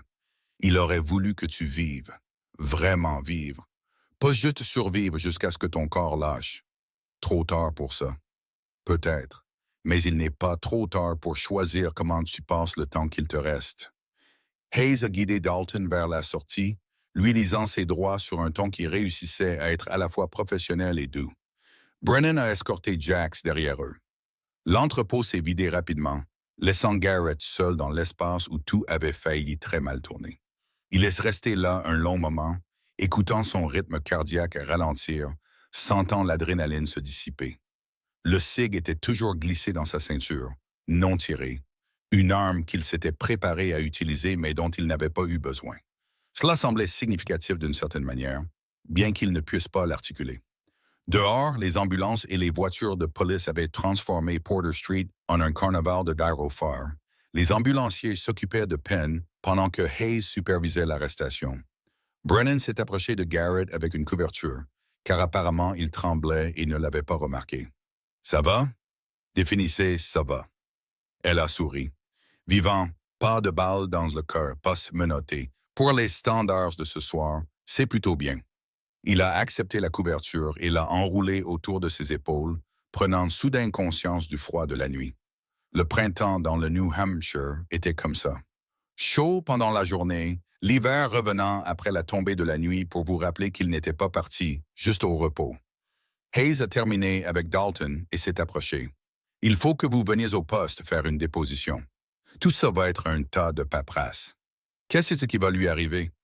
Complot en vue de commettre une agression, tentative d'enlèvement, un tas d'autres charges qui vont s'accumuler. Plus les charges pour port d'armes de Penn. Avec ses antécédents et les preuves que nous avons, il risque une peine sérieuse. Plus que ce que son foie ne lui donnera, probablement. Il est mourant, 6 mois au plus. Hayes a absorbé ça sans expression. Ça a du sens. Ça explique l'imprudence. Ça ne l'excuse pas, mais ça l'explique. Vous pouvez me faire une faveur? Ça dépend de la faveur. Il y a une lettre, coffre-fort en Virginie, First National Bank à Arlington, coffre numéro 847, enregistré à mon nom.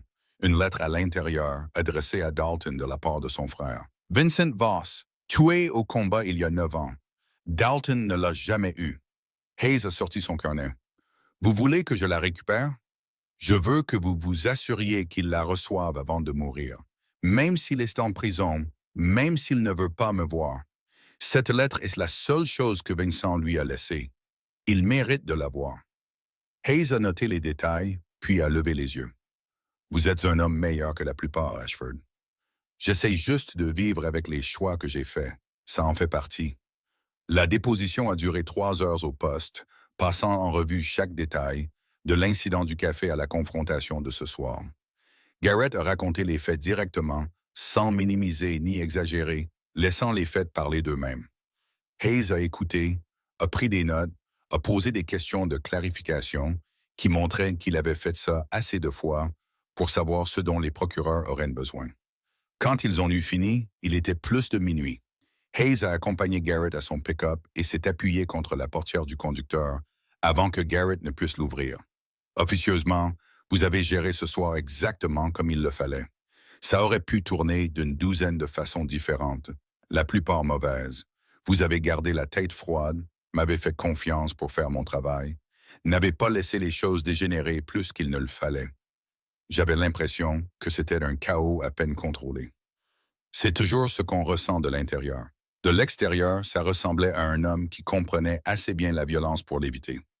Garrett a pensé à ça pendant le trajet de retour, à la différence entre la capacité et l'action, entre être capable de blesser quelqu'un et choisir de ne pas le faire. Il avait passé 16 ans à devenir quelqu'un de dangereux et les 6 dernières années à essayer de devenir quelqu'un de sûr. Ce soir avait testé si les deux pouvaient exister dans la même personne. La maison était ombre quand il est entré dans l'allée. Il laisse rester assis dans le pick-up un moment, trop épuisé pour bouger, regardant les étoiles à travers le pare-brise. Nora était en sécurité à la ferme de Jenny, à 2 heures au nord, probablement endormie avec la fenêtre de la chambre d'amis ouverte pour qu'elle puisse entendre les chevaux bouger dans le paddock. Son téléphone a vibré. Un texto de Hayes. « J'ai parlé à la police d'Arlington. Ils récupéreront la lettre lundi. Je m'assurerai que Dalton la reçoive. » Garrett a répondu « Merci ». Il est sorti et s'est dirigé vers la maison, vérifiant les serrures par habitude avant de s'effondrer sur le canapé. Le sommeil est venu vite et sans rêve, son corps convainquant enfin son esprit de s'éteindre. Le matin est arrivé avec une lumière pâle et des bruits d'oiseaux. Garrett s'est réveillé raide et endolori, chaque articulation protestant. Il a fait du café et a appelé Jenny. « Garrett, tout va bien? »« C'est réglé. Je viendrai chercher Nora cet après-midi vers 15 heures. Elle sera prête. Quoi qu'il soit arrivé, je suis contente que tu ailles bien. » Il a passé la matinée dans l'atelier, ponçant la table de salle à manger qu'il avait finie avant que tout cela ne commence, la préparant pour la couche finale de polyuréthane. Le travail était méditatif, nécessitant assez de concentration pour calmer son esprit. À 2h30, il a chargé le pick-up et a roulé vers le nord. La ferme est apparue juste après 3 heures. Clôture blanche et pâturage vallonné, des chevaux broutants au soleil de l'après-midi. Nora était dans le paddock avec la jument de Jenny, lui brossant le poil. Elle a vu le pick-up, a fait un signe de la main, puis a trotté vers lui. Elle est montée et a étudié son visage. « C'est fini. »« Ouais, c'est fini. L'homme qui me surveillait est en garde à vue. Il ne nous dérangera plus. » Elle a hoché la tête lentement. Il était vraiment en colère à cause de son frère. Il l'était, mais sa colère n'était pas vraiment à propos de moi. C'était à propos de la perte et de ne pas savoir comment la gérer. J'ai compris ça trop tard pour l'aider. C'est triste. Très triste. Ils ont roulé dans un silence confortable jusqu'à ce que Nora reprenne la parole. J'avais peur. Pas seulement pour moi. Pour toi. La poitrine de Garrett s'est serrée. Je ferai toujours tout ce qui est en mon pouvoir pour revenir. C'est une promesse que je peux tenir. Elle a accepté ça avec un petit hochement de tête. Ils se sont arrêtés pour dîner au restaurant que Nora aimait. Elle a commandé des pancakes parce que la nourriture du petit déjeuner avait meilleur goût au dîner. S'ils ont parlé des chevaux de Jenny, de la rentrée scolaire lundi, et de si elle voulait toujours repeindre sa chambre. « Je crois que je veux garder les étoiles et les lunes », a-t-elle dit doucement. « Elles me conviennent. C'est comme si maman était encore là, d'une certaine manière. Alors on les garde. » De retour à la maison, Nora est montée pour défaire ses bagages. Garrett s'est tenu à la fenêtre de la cuisine, regardant le soir s'installer sur le quartier. Son téléphone a vibré. Un texto de Bryn. « La police m'a dit ce qui s'est passé. Est-ce que vous allez bien? » Il a répondu. « Oui, vous êtes en sécurité? Merci de l'avoir arrêté. Café cette semaine? Mercredi. Riverside Café, 9 heures. À mercredi. » Cette nuit-là, après que Nora se soit endormie, Garrett s'est tenu dans le jardin et a regardé les étoiles. Les mêmes étoiles que Vincent avait vues de l'étranger. Les mêmes étoiles que Dalton voyait depuis une cellule de prison. L'univers ne se souciait pas de leurs petits drames humains, n'attribuait ni sang ni justice. Il était juste, infini et indifférent. Mais si l'univers n'attribuait pas de sens, alors les gens le pouvaient.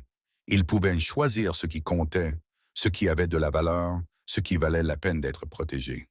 Il a choisi sa fille, a choisi de construire des choses au lieu de les casser, a choisi le pardon plutôt que la vengeance. Et ce choix, répété chaque jour, était suffisant. À l'intérieur, la maison était chaude. La respiration de Nora descendait de l'étage, régulière et sûre. Garrett a verrouillé les portes et est allé se coucher. Le lundi suivant, Garrett a reçu un texto de Hayes. Lettre livrée à Dalton ce matin. L'évaluation médicale a confirmé une insuffisance hépatique en phase terminale. Son avocat demande une libération pour compassion pour qu'il aille en soins palliatifs. Le juge entendra l'affaire vendredi. Le mercredi matin est arrivé, clair et lumineux. Garrett est entré au Riverside Café à 8h40 et a trouvé sa banquette du coin. Tessa a apporté du café sans qu'on le lui demande. Bryn est arrivée à 9 heures précises. Elle semblait plus légère, comme si un poids avait été levé. « Merci de me rencontrer. »« Bien sûr. » Elle a sorti son ordinateur portable. « Je voulais vous montrer quelque chose, le projet d'aire de jeu que j'ai soumis pour la subvention. J'ai appris hier que j'avais gagné. » Elle a tourné l'écran vers lui. Le rendu d'une aire de jeu avec des rampes au lieu d'escaliers, des panneaux sensoriels à hauteur de fauteuils roulants, des balançoires avec des harnais de soutien. C'est incroyable. La construction commence cet été, ici même en ville. Les enfants qui ont besoin d'espace qui les inclut, au lieu de les exclure, auront enfin un endroit où aller. Garrett a regardé le projet et a pensé à la lettre de Vincent, à Guelphenant, à Dalton choisissant la destruction, à la façon dont le deuil pouvait soit vous briser, soit vous remodeler en quelque chose de nouveau. Quand ce sera fini, j'aimerais aider à le construire. Je suis assez bon avec le bois. Elle a souri. J'espérais que vous diriez ça. Ils ont parlé jusqu'à ce que son café refroidisse, une conversation facile qui ne nécessitait aucune barrière. Quand elle a finalement dit qu'elle devait aller travailler, Garrett l'a accompagnée à sa voiture. « Je vous reverrai ici les samedis matins. Chaque samedi, c'est une tradition. Bien, je serai là aussi. » Cet après-midi-là, le téléphone de Garrett a vibré. Numéro inconnu. Il l'a ouvert avec précaution. « J'ai lu la lettre de Vincent. Il m'a dit de te pardonner. Il a dit que garder la colère m'empoisonnerait plus que n'importe quel ennemi. Il a dit que tu étais un homme bien qui faisait des choix difficiles et qu'il était fier de servir sous ton commandement. Je ne sais pas si je peux te pardonner, mais je vais essayer. Pour lui. Dalton. Garrett l'a lu 3 fois, puis a sauvegardé le message. Dehors, le quartier continuait son rythme. Des enfants qui jouaient, des chiens qui aboyaient, le bruit d'une tondeuse à gazon qui démarrait. La vie dans toute sa complexité désordonnée, refusant de s'arrêter pour le deuil, la culpabilité ou la rédemption de quiconque. Il n'a pas répondu. Le message ne demandait pas de réponse. Il offrait une conclusion ou le début d'une. À l'étage, Nora a appelé d'en bas. « Papa, tu peux m'aider avec les maths? » « J'arrive. » Il a monté les escaliers, choisissant le présent plutôt que le passé. Nora était assise à son bureau, entourée de feuilles d'exercice, un crayon entre les dents, en pleine concentration. Les fractions. Je déteste les fractions. Les fractions, c'est juste de la division déguisée. Ça ne les rend pas meilleures. Il a tiré une chaise et a travaillé sur les problèmes avec elle jusqu'à ce que les concepts s'emboîtent et que la frustration devienne compréhension. Quand elle a terminé le dernier problème, elle lui a tapé dans la main comme s'ils avaient conquis quelque chose d'important. Peut-être que c'était le cas. Ce samedi-là, Garrett a emmené Nora à son match de foot. Elle a marqué un but et il a applaudi assez fort pour la gêner. Après, ils ont mangé des hamburgers et ont parlé de choses sans importance. À la maison, elle est montée faire ses devoirs pendant que Garrett se tenait dans le jardin, regardant les nuages se déplacer dans le ciel de fin d'après-midi. Son téléphone était dans sa poche, silencieux. Pas de menaces, pas d'appel, pas d'urgence. Juste un samedi ordinaire dans une vie ordinaire qui semblait extraordinaire précisément parce que c'était la sienne. Le genre de vie pour laquelle il valait la peine de se battre. Le genre de vie qu'il valait la peine de choisir encore et encore, chaque jour.